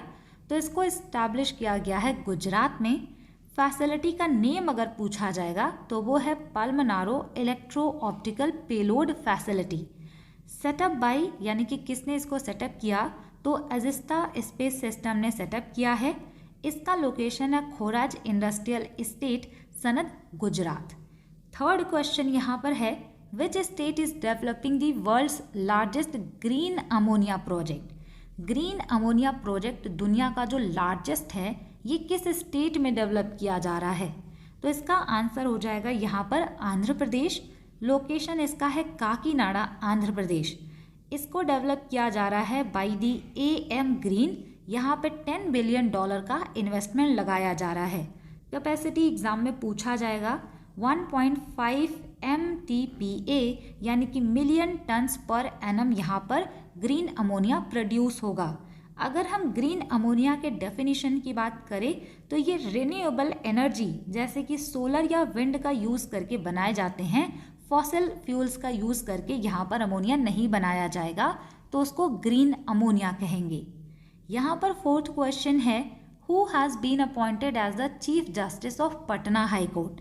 पटना हाई कोर्ट के नए चीफ जस्टिस अपॉइंट किए गए, उनका नाम क्या है? तो उनका नाम है संगम कुमार साहू। अगर हम कॉन्स्टिट्यूशन की बात करेंगे तो यहाँ पे जो हाई कोर्ट होता है इसके लिए आर्टिकल 214 से 231 है, पार्ट 6 में ये आएगा। करंट टाइम में इंडिया में 25 हाई कोर्ट हैं। अगर आपसे पूछा जाए कि सबसे ओल्डेस्ट हाई कोर्ट कौन सा है, तो कलकत्ता हाई कोर्ट सबसे ओल्डेस्ट है, जबकि Calcutta, Bombay and Madras high court सभी को 1862 में इस्टेब्लिश किया गया। हाई कोर्ट के जज का रिटायरमेंट एज होता है 62 ईयर्स। फिफ्थ यहाँ पर करंट अफेयर्स है who was appointed as the vice chief of the air staff on January 1, 2026। तो यहाँ पर 50th vice chief of the air staff appoint किए गए हैं, उनका नाम हो जाएगा नागेश कपूर। इन्होंने एयर मार्शल नर्मदेश्वर तिवारी को सक्सीड किया है। 6th यहाँ पे करंट अफेयर्स मैंने इंक्लूड किया है। Who has been appointed as the new vigilance commissioner of India in January 2026। नए विजिलेंस कमिश्नर कौन अपॉइंट किए गए? तो इनका नाम यहाँ पर हो जाएगा Praveen Kumar Srivastava. Central vigilance commission जो होता है, यहाँ पर एक सेंट्रल विजिलेंस कमिश्नर होते हैं और इसके अलावा 2 विजिलेंस कमिश्नर होते हैं। यहाँ पर अपॉइंटमेंट से रिलेटेड बहुत सारे वन लाइनर करंट अफेयर्स थे, तो मैंने इसको एक ही साथ इंक्लूड कर दिया है। यहाँ पर आप ये देखिए 7th करंट अफेयर्स है, who is the new director general of the border security force. Border security force के नए डीजी बनाए गए प्रवीण कुमार। नाम देख के कंफ्यूज नहीं होना है, प्रवीण कुमार श्रीवास्तव और प्रवीण वशिष्ठ जो हैं, ये सभी यहाँ पर थोड़े अलग अलग हैं। तो यहाँ पर बीएसएफ के डीजी बने हैं प्रवीण कुमार। बीएसएफ को बनाया गया था 1965 में न्यू दिल्ली में, और ये बीएसएफ ऑपरेट करता है under the ministry of home affairs. 8th current affairs है, which film won the best film drama at the 83rd golden globe award 2026। बहुत इंपॉर्टेंट अवार्ड है। 83rd गोल्डन ग्लोब अवार्ड में best film drama का award किसने जीता? तो ये Hamlet ने जीता है। बेस्ट फिल्म म्यूजिकल और कॉमेडी कैटेगरी में वन बैटल आफ्टर अनदर ने जीता है। बेस्ट ड्रामा सीरीज का अवार्ड मिला है द पिट को। बेस्ट एक्ट्रेस का मिला है जेसी बकले को। बेस्ट एक्टर का अवार्ड मिला है वैगनर मोरा को फॉर द सीक्रेट एजेंट। तो ये जो अवार्ड हैं किनको किस कैटेगरी में मिला, वो सारी चीज़ें मैंने यहाँ पर लिखी हैं। अगर एग्ज़ाम में बेस्ट एक्टर ड्रामा मेंशन किया जाएगा तो इनका नाम आप आंसर करिएगा। अगर म्यूज़िकल या कॉमेडी कैटेगरी में नाम पूछा जाएगा तो टिमोथी चालमेट हो जाएंगे। तो अलग अलग यहाँ पर नाम है। बेस्ट एनिमेटेड फिल्म है के पॉप डेमन हंटर्स। इसके अलावा best non English language film है द सीक्रेट एजेंट, इसको स्टार मार्क कर लीजिएगा। Golden globe award television winners को भी दिया जाता है। तो बेस्ट ड्रामा है यहाँ पर द पिट, और बेस्ट एक्टर का यहाँ पे आप देख सकते हैं। यहाँ पर अगर हम हाइलाइट्स की बात करेंगे तो 30 इयर्स की एज में टिमोथी चालमेट ने इसको जीत करके यंगेस्ट विनर का रिकॉर्ड बनाया है। उन्होंने बेस्ट एक्टर का अवार्ड जीता है म्यूजिकल या कॉमेडी कैटेगरी में। मार्टी सुप्रीम में अपने परफॉर्मेंस के लिए इनको ये अवार्ड मिला। नई कैटेगरी भी इस बार इसमें इंक्लूड की गई। यहाँ पे इंक्लूड किया गया है बेस्ट पॉडकास्ट कैटेगरी, जिसको जीता है गुड हैंग ने विथ एमी पोहलर। तो ये यहाँ पे नई कैटेगरी है, ये यंगेस्ट विनर है। इसी के साथ में हमारा जो आज का क्लास नंबर 12 है वो एंड होता है। यहाँ पर हमने 25 क्वेश्चंस के साथ में 8 करंट अफेयर्स भी रिवाइज किए हैं। अगर आपको ये क्लासेस हेल्पफुल लगती हैं तो इस वीडियो को हाइप ज़रूर कर दीजिएगा, और अगर आप इन सभी का स्टडी मटेरियल चाहते हैं तो आप जो भी बैच है एक्सक्लूसिव बैच सीजीएल और सीएचएसएल का 2026 को टारगेट करते हुए इसको आप ज्वाइन कर सकते हैं, लिंक डिस्क्रिप्शन में है। अगर आपने इस वीडियो को पूरा देखा है तो thanks for watching. Stay tune, keep learning, keep working hard.